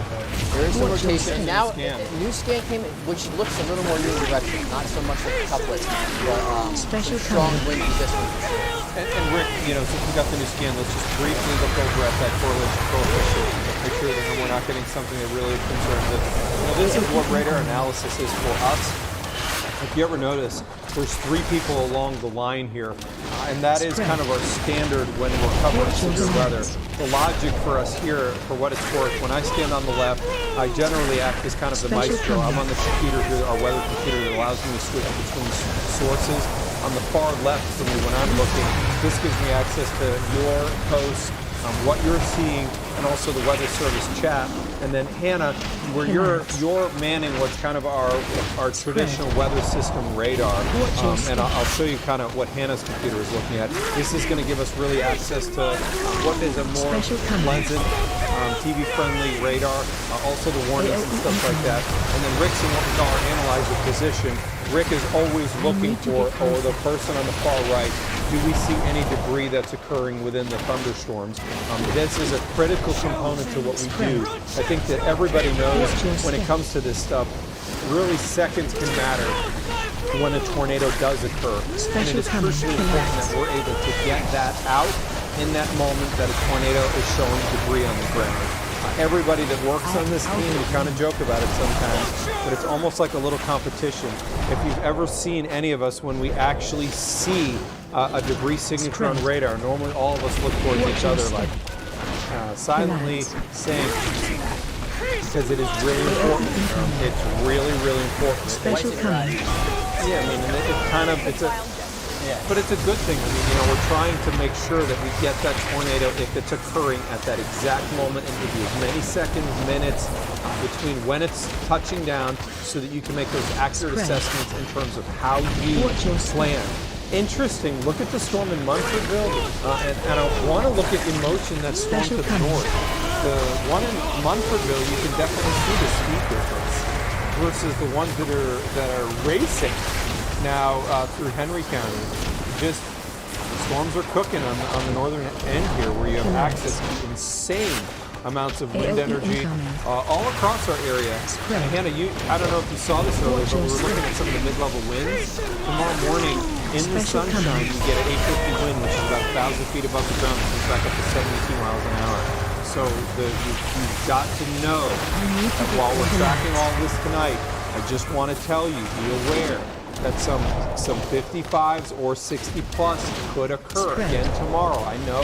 Watch your The step. second any of us say win, there's like a please not again. Special We're trying to coming. get forecast right on that, but okay, so that's the area that we're watching. The tornado warning just issued here. This just came out. Tornado warning issued. This one came out just about 35, 40 seconds ago. Severe thunderstorm capable of producing a tornado located 10 miles to the east of Munfordville. Nana, I think that was erroneous earlier. Weather service lists us at 70 miles an hour now in motion. Yeah, that hasn't been a Special coming. track earlier at 25 miles an hour. So this is a new tornado warning. If you've been with us, we are ticking it back up again. This is that same area of rotation that Rick was pointing out to you a moment ago on Analyst, and we'll come back to that in just a second. Some nuts and bolts for you here. This includes parts of Greene and Hart County. As you can see, just kind of the far eastern side of Hart County, moving into Greene County now. The warning is valid until 12:45 Central. If you're in the Eastern Time Zone or you're watching the timestamp on our radar banner, that's going to say 1:45 in the Eastern Time Zone. So this is a little bit of a longer warning than what we've seen here recently. Yeah, which is interesting. It is interesting, and again, it makes me question the storm motion. If the warning goes longer, you'd think the storm is moving slower, but they did just tell us that this storm is moving to the east at 70 miles an hour. So I first want to put a track on this for you, and then we're going to dive in and do a little bit of interrogation inside of the storm with Rick's Analyst computer. So this is moving to the east at 70 miles an hour. 7-0. 7-0. Summersville, you have about 5 or 10 minutes until that area of rotation. Even if it's not rotating, that's the strongest wind inside of the storm. You have 5 or 10 minutes until this reaches you. Under an active tornado warning, we want you to go to your safe place. Now is the time to do that. We've been talking to you about wind and rain and hail. Okay, but now is the time to go to your safe place. That's the lowest level of your home, the most interior space. Think about putting as many walls between you and this storm outside as you can. You want to avoid windows, things that could break easily, but now is the time to be in your safe place. This is a tornado warning because the threat of a tornado is imminent. It exists right now. Back to our track here. The Whiteswood community, you have about 10 or 15 minutes until this reaches you, and it's still about 15 or 20 minutes away from Campbellsville. Now, Rick, I want to come over to you on the Analyst computer. You were watching this, you alerted us to it before we got a warning. What has changed here for you? So I'm going to rock back a couple of frames so you can kind of see the evolution and how this thing came to life. So we had an area right there. We were kind of like, okay, around Munfordville, we're concerned with some possible rotation. Watch how, as we go through time, how the bright reds really start to pop. The greens and the reds get a little bit closer in this last frame, and at that point is when the Weather Service said, okay, well, we're going to put a tornado warning on that one. So that's where we stand right now.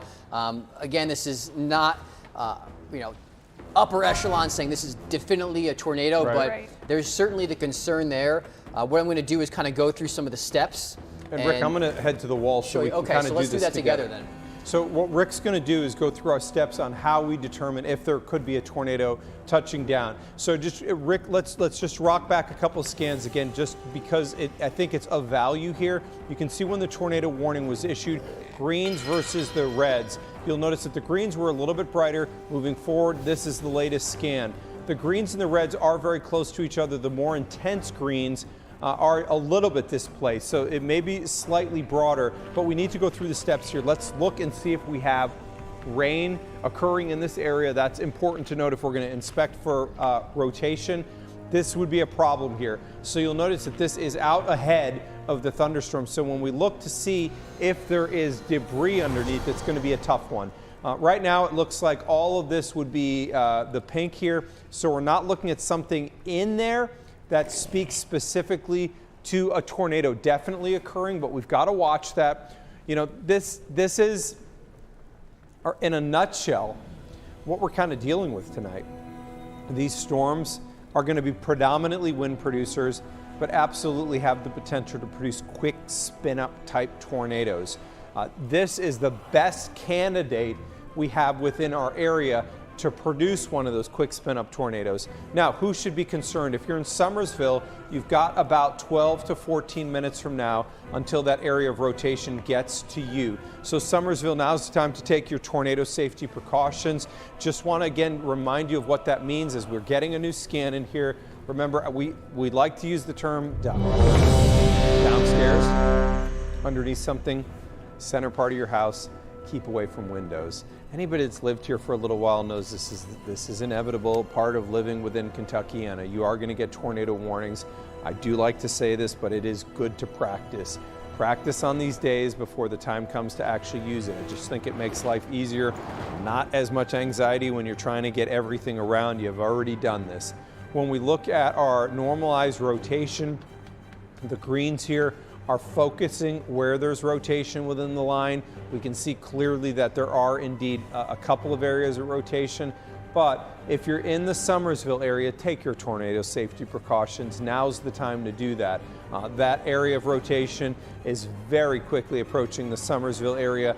It's not one where you're going to have a lot of time. It'll be on top of you.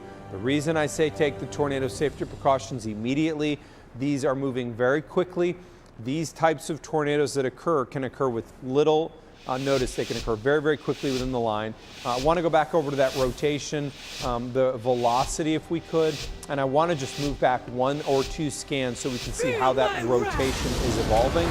So here is where I think it was the most intense, near the Canmore area, and then you can see as it makes its march off the east, maybe becoming a little bit more diffuse, but you guys are both looking at this. It now appears that there may be 2 areas of rotation here as well.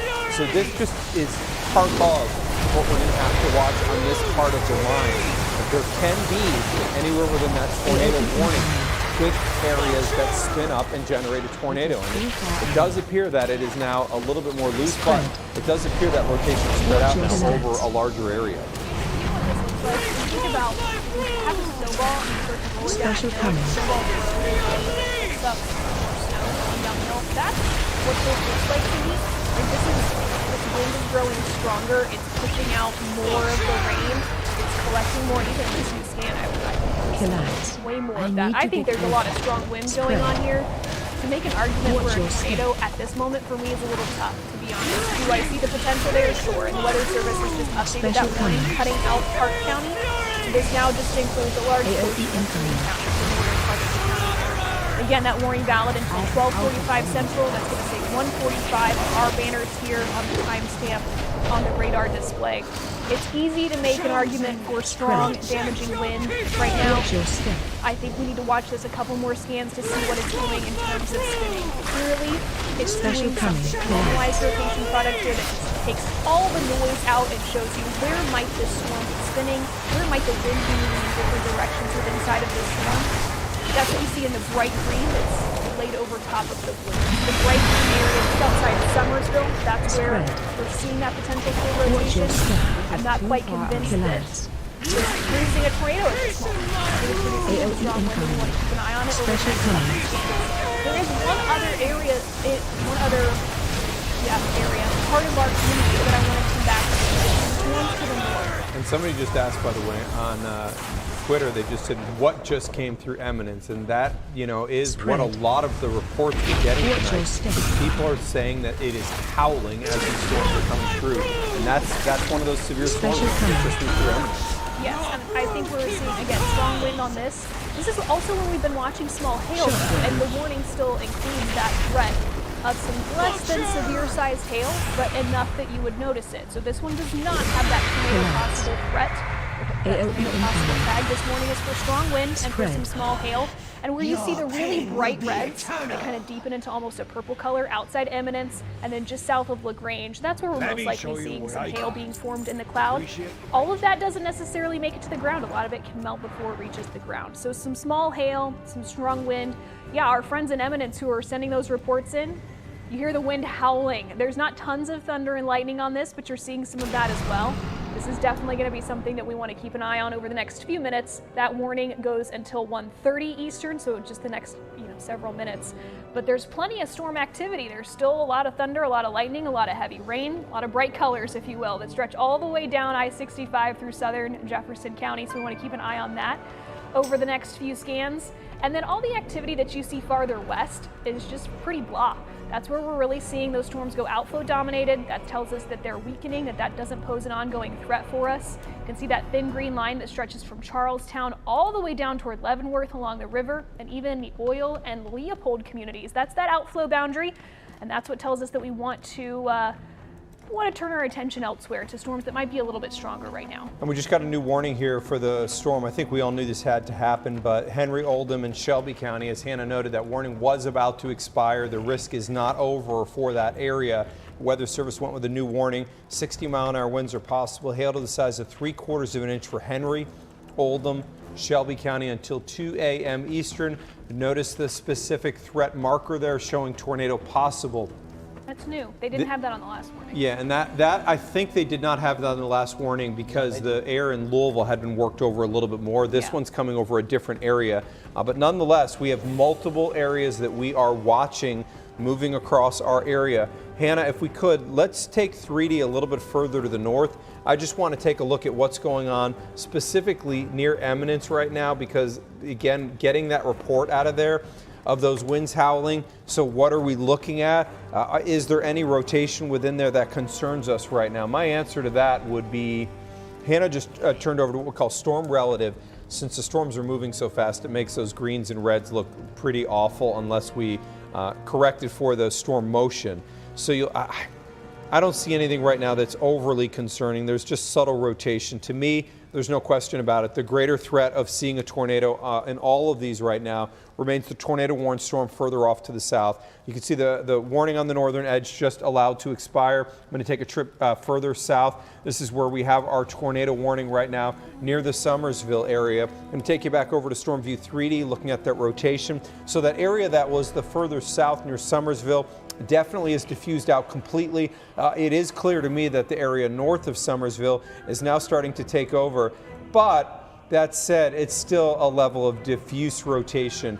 Rick, as we look at that one, that northern part, it's intriguing how you go from single area rotation to 2 areas of rotation and then to a primary area further north. It just shows you it's a dynamic, evolving situation. They're sort of fighting for attention, each one of these storms, and inside these storms you can get little pockets of rotation, not just one, but multiple. So here's a look at the tornado warning, which goes until 1:45, that's Eastern time. So another 15 minutes that we will have this warning. That is unless the Weather Service decides to cancel it early because the actual threat itself has moved outside. New scan just came in, and we are seeing a couple brighter reds right around here, but they're not right next to green. So just an indicator that we could see some stronger winds moving just to the north of Summersville. Either way, I mean, we could see some gusts 50, maybe even north of 60 miles an hour, and that can do some damage, cause some power outages, knocking down some tree limbs. In terms of the normalized rotation, this is just highlighting the area of spin north of Summersville, which kind of matches up with what we are seeing on the velocity, which is the greens and the reds. So the same idea right there, where there's a little area of rotation. Outside of the rotation, there's not any hail with this particular storm. That was a concern with a storm in Oldham County. We're not seeing hail here. More of a straight line wind threat currently with some subtle rotation. We go over to correlation coefficient. Now, if there was a tornado on the ground, you'd see this big blue hole. We don't see that, which indicates all the particles, they're the same size, not only in the vertical, but also the horizontal. Now, this is what you're used to seeing. Just classic reflectivity. And you can see Summersville, you are in the thick of it. That line is right on top of you. It is approaching Campbellsville. It's going to stay just north of Greensburg. So as we look at this from our other radar, not the 3D, just the HD, you can see that we do see new tornado tracking warning off to the east, new tornado warning. And this one will be in the Saloma area, 7 minutes, Bradfordsville 20, and Gravel Switch 27. So the Weather Service has extended this warning off to the east. And so the new tornado warning is until 2 a.m. So the new tornado warning until 2 a.m. includes Greene, Marion, Taylor County. This goes pretty well with what we just kind of talked about. The rotation had come up just a touch on that storm, hence the need for the new tornado warning here. So if you're in Saloma, if you're near the Campbellsville area, Mansfield, be aware a tornado warning is now in effect for you. And here's the thing. We do have rotation that's going to basically go a pinch north of Campbellsville near the Hobson area, and you got to take your tornado safety precautions, in my opinion. I don't think that we wait on these because the ability to produce tornadoes is coming very, very quickly. Even if you don't get a tornado on this, I think you're still going to see 60-mile-an-hour winds. I think that that's kind of our best case scenario. The rotation area very close to the Summersville area. So, you know, again, what time would this be at my house? Number one, take your tornado safety precautions on every one of these locations I give you right now. Pittman, you should be in your safe spot right now. In the Saloma area 5 minutes from now. What does a safe spot mean? Interior room in your home. You need to be, let's go back to that, Hannah, if we could. Just want to stay with that for a couple more so we can go for a few more locations. Woolleyville, around 12 minutes from now. Mansville, 15 minutes from now. 19 minutes from Merrimack. If I mention your town, safe spot. Get there now, the interior portion of the room, or interior portion of the house.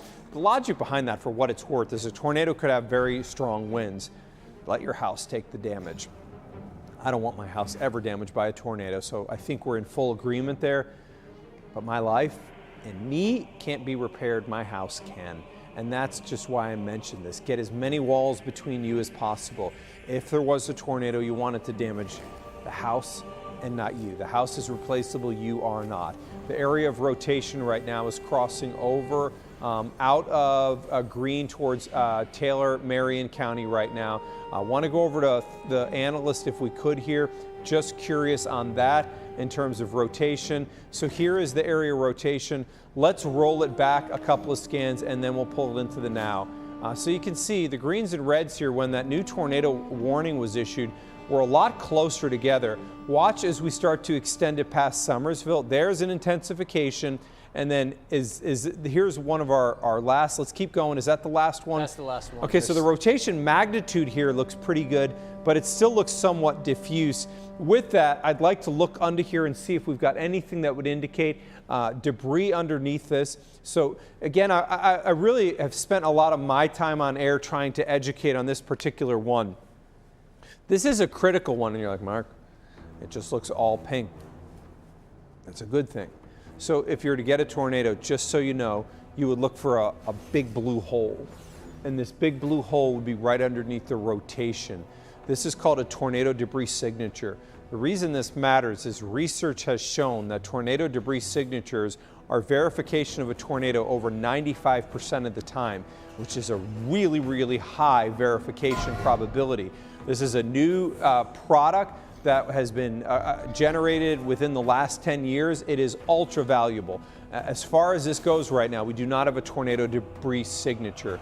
We do have a strong line of thunderstorms moving through Campbellsville. Be aware that some damaging winds could be moving in your area and in the Hobson area. You know, I say this sometimes, but people are, you know, I think it's just become real. People sometimes when they hear a tornado warning, grab the phone, walk outside. You won't see anything, so don't waste your time. Go right into your tornado spot. If there was a tornado, it's embedded, it's underneath rain, you're not going to be able to see anything. Understand that as these storms came through Louisville, we've had plenty of people report the howling that came through.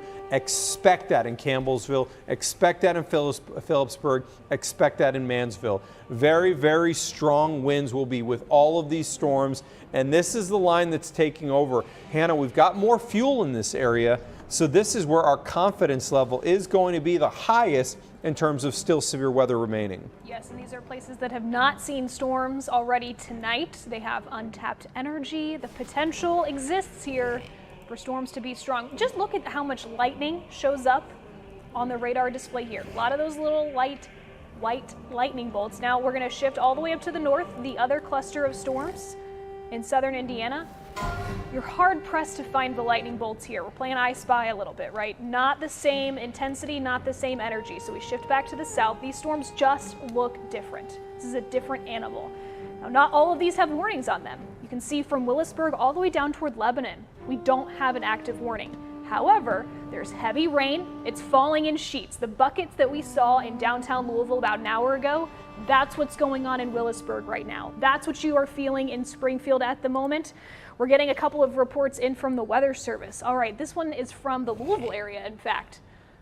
St. James. That St. James Court, a large tree blown onto a car. That came in from social media. So the Weather Service relaying that report. We're starting to get these damage reports coming in from the storms that rolled through earlier. We also have our first flood alert for the night. So this includes Henry, Oldham, and Shelby County. It's a flood advisory. This goes until 4:45 in the morning, meaning we expect that flooding is going to be possible, not a guarantee, over the next several hours. Again, just speaking to the torrential rain that's falling, we're seeing that into Kentucky. We have already seen that farther north, which is why Henry, Oldham, and Shelby counties are included in that flood advisory. That's the area that you can see here showing up on your radar display. We're not seeing that same intensity of rain now. That's good news. But There's the still heavy more, rain, and there's still more even coming towards Louisville, which is also worth noting that there's still at least more rain. And, Yes. You know, so that's a part of the story here as you look at the wide perspective. Hannah, to speaking to the flood perspective on this, once that secondary line goes through Louisville, I think we can declare all clear on that, which is a positive here as we move forward. yes. And in terms of the severe weather potential, we're watching that next line to come through. Really, we're focused though on our southern communities that are actively under a tornado warning right now. So let's return to that. That's why we're still with you. That's what has our attention at the moment. An active tornado warning. And Rick, I want to come back over to you on the StormView 3D computer. The colors look a little brighter here. What are you seeing? So when colors are a little brighter, it indicates the winds are a little stronger. And just looking at each individual pixel, we refer to as a gate. So that one that kind of jumps out at your screen is showing 58 knots or so, which would translate to around 65 miles an hour in that neighborhood. So it is indicating some strong winds may be being pulled down to the surface. It's certainly not a guarantee. But again, when you look at that storm as a whole, the thing is spinning. It's a very large area of rotation. It's not really tight, but there's definitely rotation within that storm. It's just an area around Hobson. There's just tiny little areas that we're keeping an eye on. Subtleties, yeah. And again, you can see that this is normalized broad. rotation. It's a big area. It's not a small concentrated area. It covers a large area from Campbellsville through Hobson. So some strong winds between those two areas are likely. And again, this is a tornado warning. So will you see a tornado? Perhaps not right now, but we could see one spin up because we are seeing more of a bowing kind of segment take hold. When you look at reflectivity, you kind of see that bow area. So I'm thinking we're seeing more of some straight line strong winds coming into Campbellsville, Mansville, and Elkhorn. And this is an area within our viewing area that poses the greatest challenge. And the reason is radars are looking up in the atmosphere. Just think about it from this perspective. If I have a radar that's scanning level and I try to scan through Louisville, it ain't happening. It's going to get, the beam's going to get taken out by the buildings. So you're not going to see anything. Our southeast counties create and pose the greatest risk and problem for us because as we have to elevate the beam so it can get over buildings, over trees, it means the further you get away from the radar, the higher you're looking up. Our southeast counties, the beam height here is 4,000 to 5,000 feet. That's a mile above the ground. So I do think that when we see things like what Rick is showing, we do sometimes talk to a little bit more urgency because there can be challenges in knowing exactly what that translates down to the ground. Now, of course, there's times like when we had the Campbellsville tornado in December of 2021 that the rotation was so significant that even with the beam height at 4,000 feet, we were still able to see the significant rotation and even that debris signature. So that's not to say that we can't see it, but on these weaker ones, they really, really create somewhat of a challenge. That area rotation, while it is broad, I would say that the great concern here, though, I think some 65 or 70 mile an hour winds could occur. That's coming just north of Campbellsville towards Mansville. Be aware of that. I don't think it matters if the 60 to 70 mile an hour winds could be tornadic or if they're straight line winds. Your house doesn't care. They both do damage.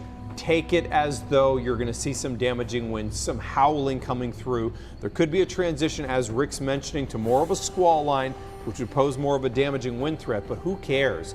There's still potential for very strong winds, and they can absolutely do damage as we move forward.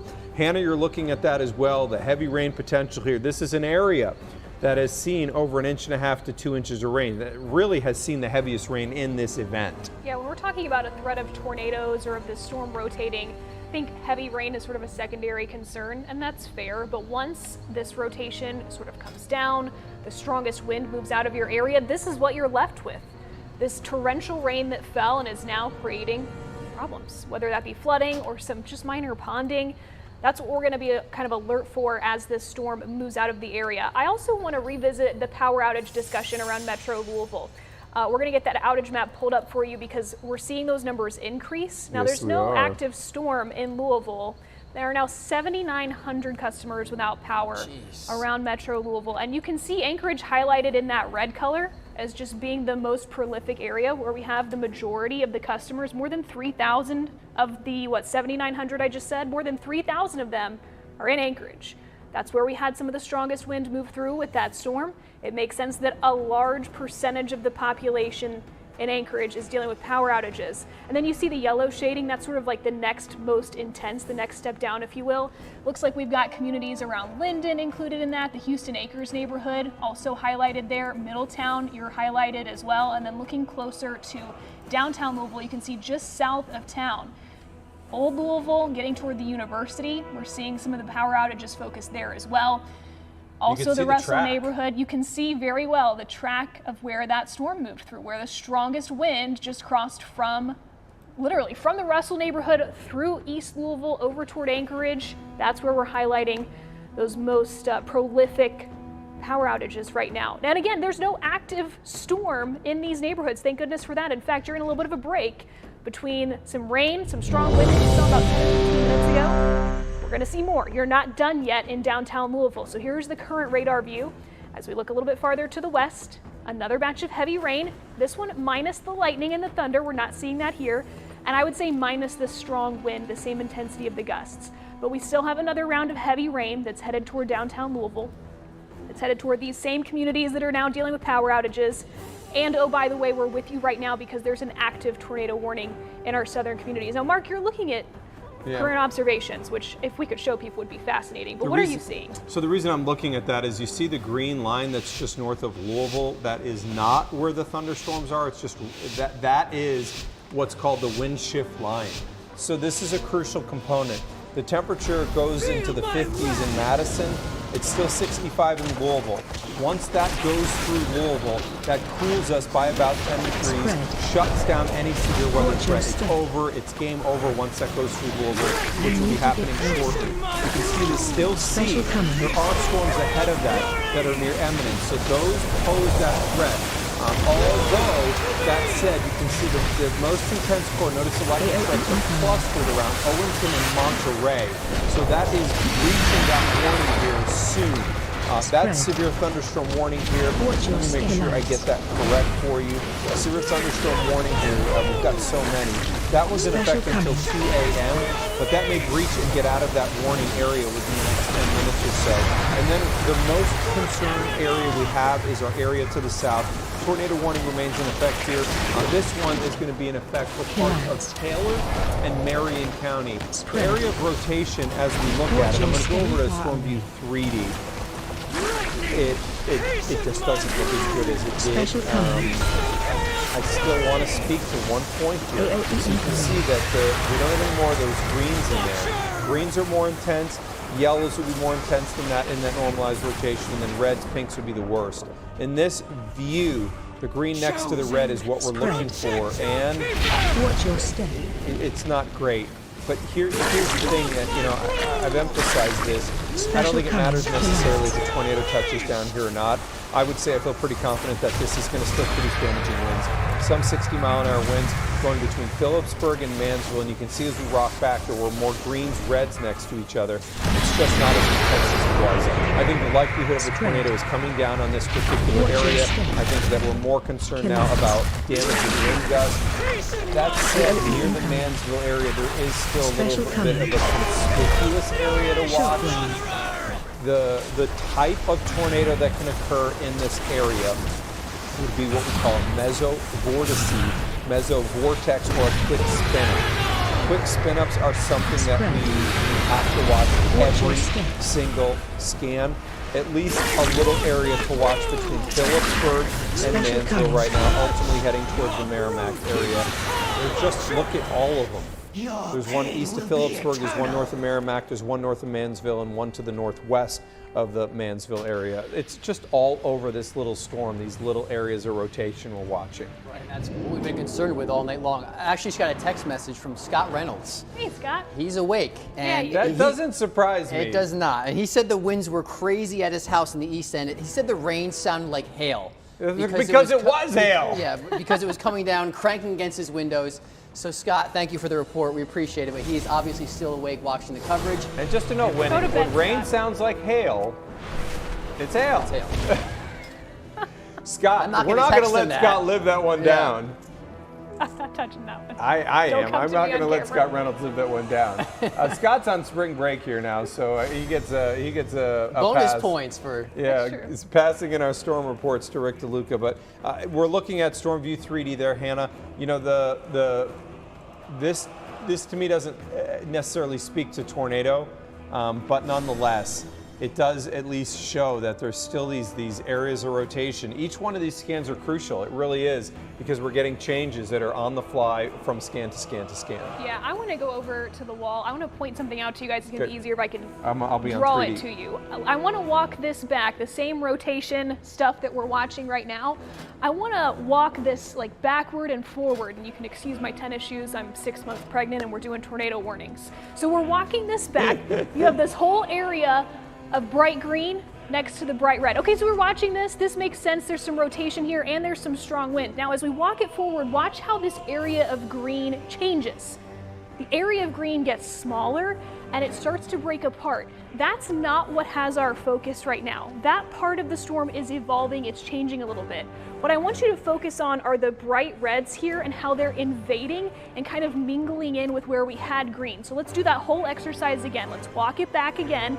You're gonna watch how the red is invading the green, breaking it up, and the green sort of disappearing. So again, keep your eye on the bright green, watch how the red invades. You're getting these two spots of brighter red and this kind of gray-green shading. We're breaking up the unidirectional wind. We're breaking up, hey, everything looks the same, it's all moving the same direction, which tells us now the storm is moving in on itself.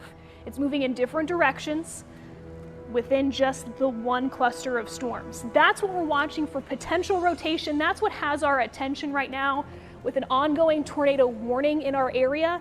Any sort of large-scale change to the movement of the storm is going to grab our attention. And that's my point there, is that we are watching the storm go through some big structural changes.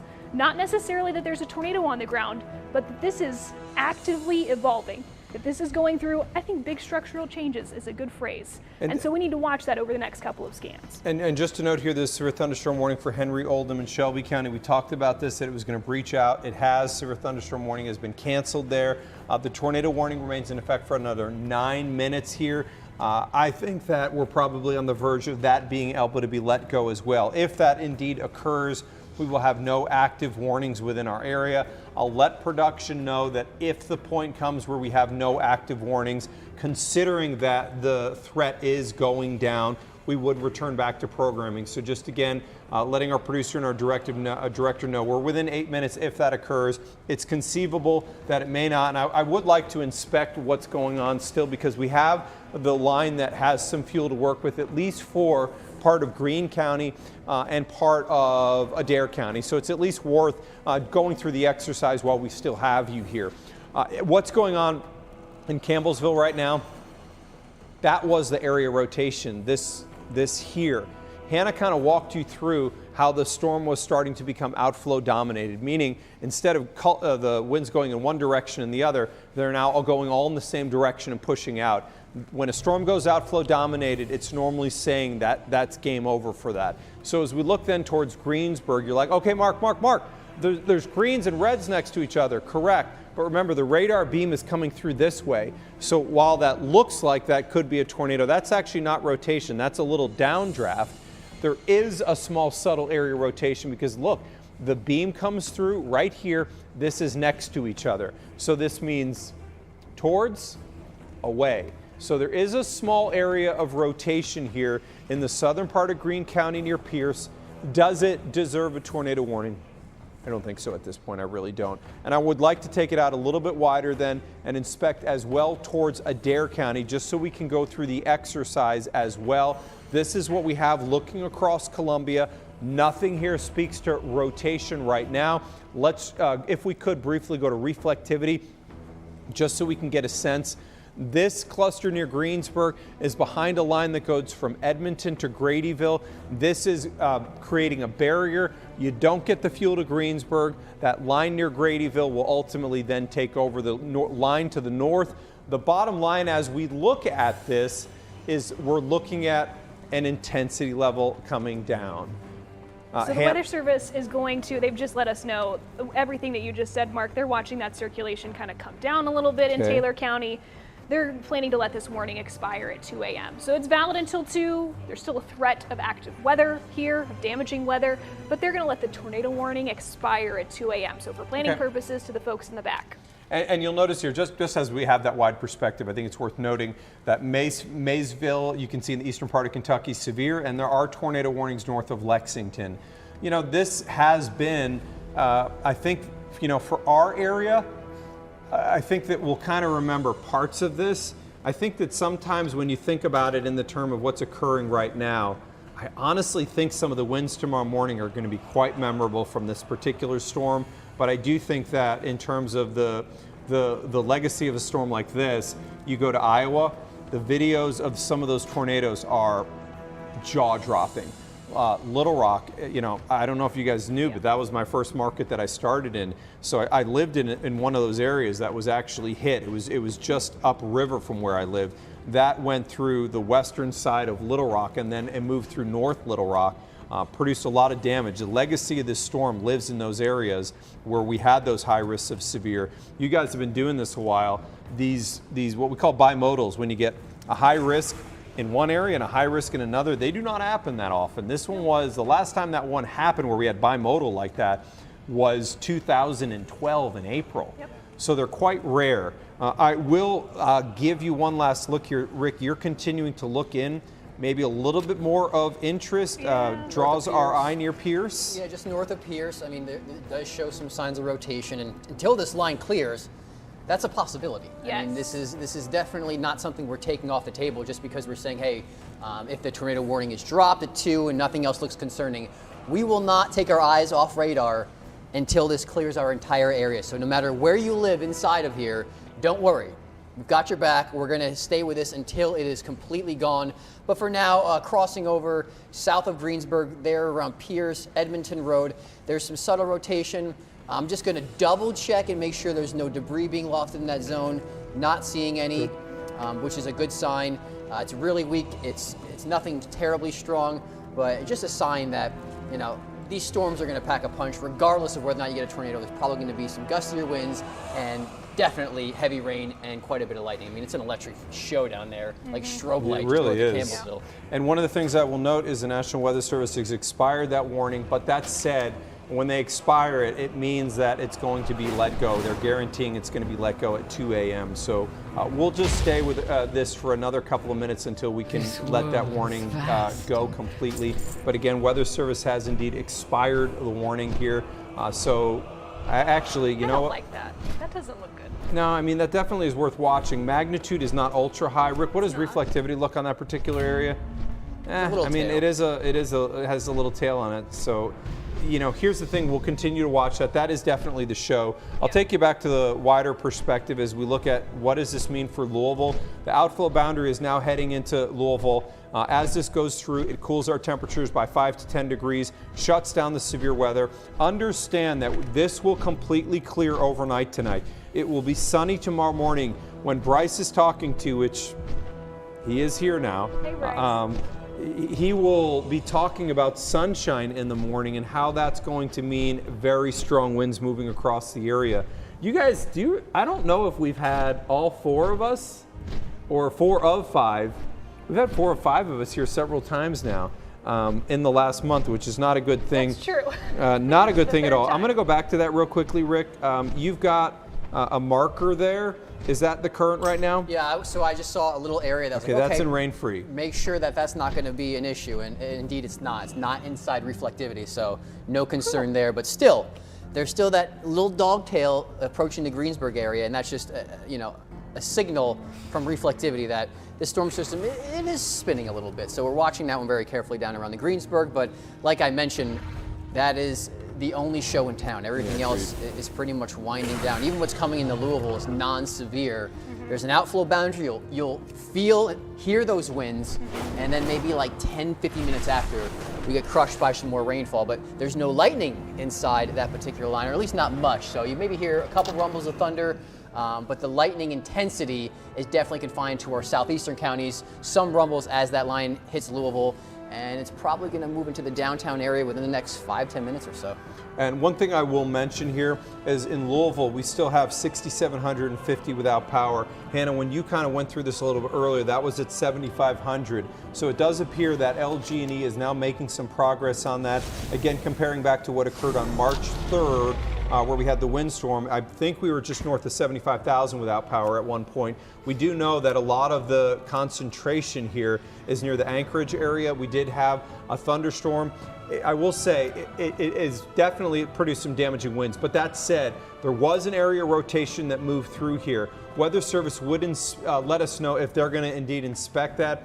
My guess is why not? It's in Louisville. It's a really close drive, so it's easy to inspect, but you can kind of see the shadow of that storm as it came through downtown Louisville, moved through the Middletown area, specifically as it came through St. Matthews. You notice the area where there was some damage from Northfield through around St. Matthews through Hurstbourne, and then it expanded specifically in Anchorage, and that's where we have some damage reports here. One thing I want to mention here, number one, is we appreciate you guys watching these storms all the way through with us. Our belief on this one is that we could get quick spin-ups tornadoes, and it made sense to stay longer on this, and that's the reason we did. Also, one thing I want to mention is when we end this cut and we're going to go into WDRB News at 10, that's a repeat of what occurred earlier. The reason I say that is don't be jarred if you see me talking about severe weather potential and it being really high. This will be the rerun of our 10 o'clock newscast, which we do every night. So it's 2 a.m. All of our warnings have now been allowed to expire. The tornado watch is in effect till 3 a.m. We'll continue to monitor things. Keep it right here on WDRB for continuing weather updates.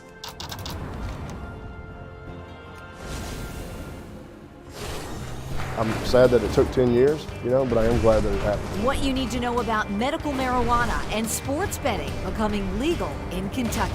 But it's a different way of life. Some companies say it is harder than ever before to hire truck drivers. The ways they're getting creative to get more people in the driver's seat.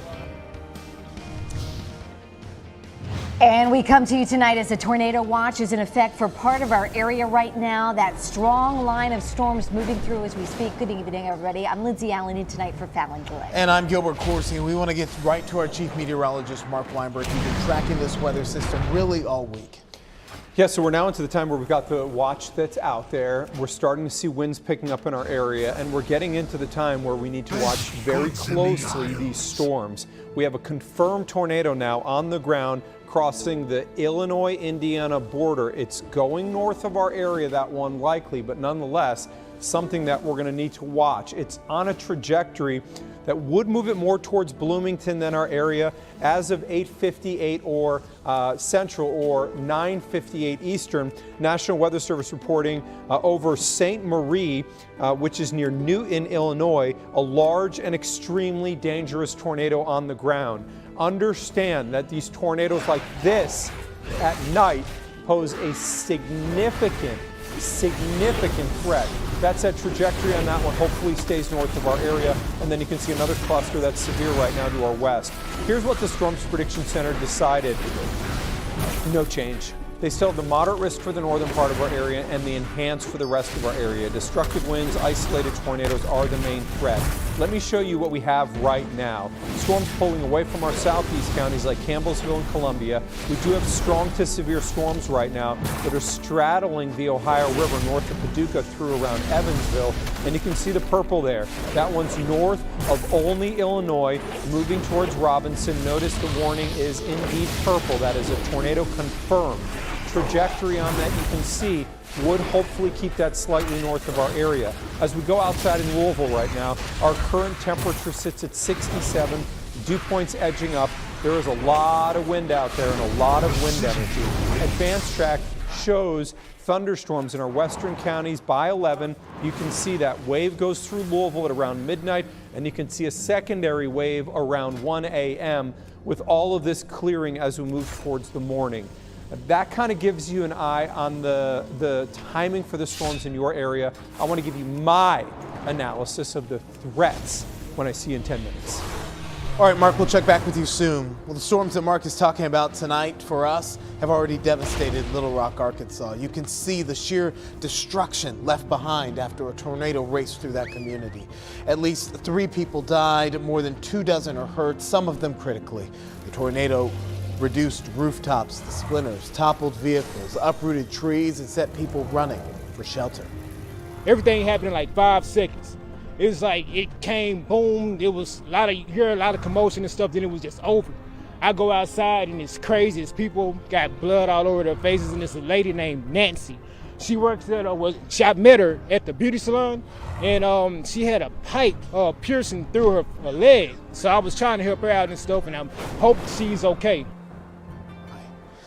National Weather Service called the tornado catastrophic and had to send some of its staff in North Little Rock into a tornado shelter. Little Rock's mayor is requesting assistance now from the National Guard. There were more tornadoes today in Iowa in Iowa today, all part of the same massive storm system. And after those storms move through Kentucky tonight, LG&E has 40 crew centers ready to roll. A spokesperson says the power company is focused on the western and central parts of the state specifically. An added threat with this storm, loose branches from the rough weather that we had at the beginning of the month. Thousands lost power, as you remember, for days. And I know in my yard I had some trees come loose, branches come down, but a lot of times you have some other loose limbs that haven't come down yet. So if we see some strong wind gusts, there's potential for those branches to come down, to fall into power lines and to impact service. Duke Energy is taking similar precautions as well in southern Indiana. A scary situation unfolded on a school playground after police say an elderly man tried to kidnap kids. 74-year-old Evarsto Norberto Perez Ramirez is now charged with attempted kidnapping of a minor. 2 young girls, told police the man approached them on the playground at Okolona Elementary School and tried to grab one of them by the wrist. A staff member told him to leave, called police, and told officers the man had been on the property the day before. It is alarming. Neighbors like Judy Kleiner, who often watches her great-granddaughter and takes her to the school's playground. The neighborhood is fairly safe, so we haven't had any trouble here in the 40 years I've been here. But we're very protective of what she's exposed to. I mean, you can't be too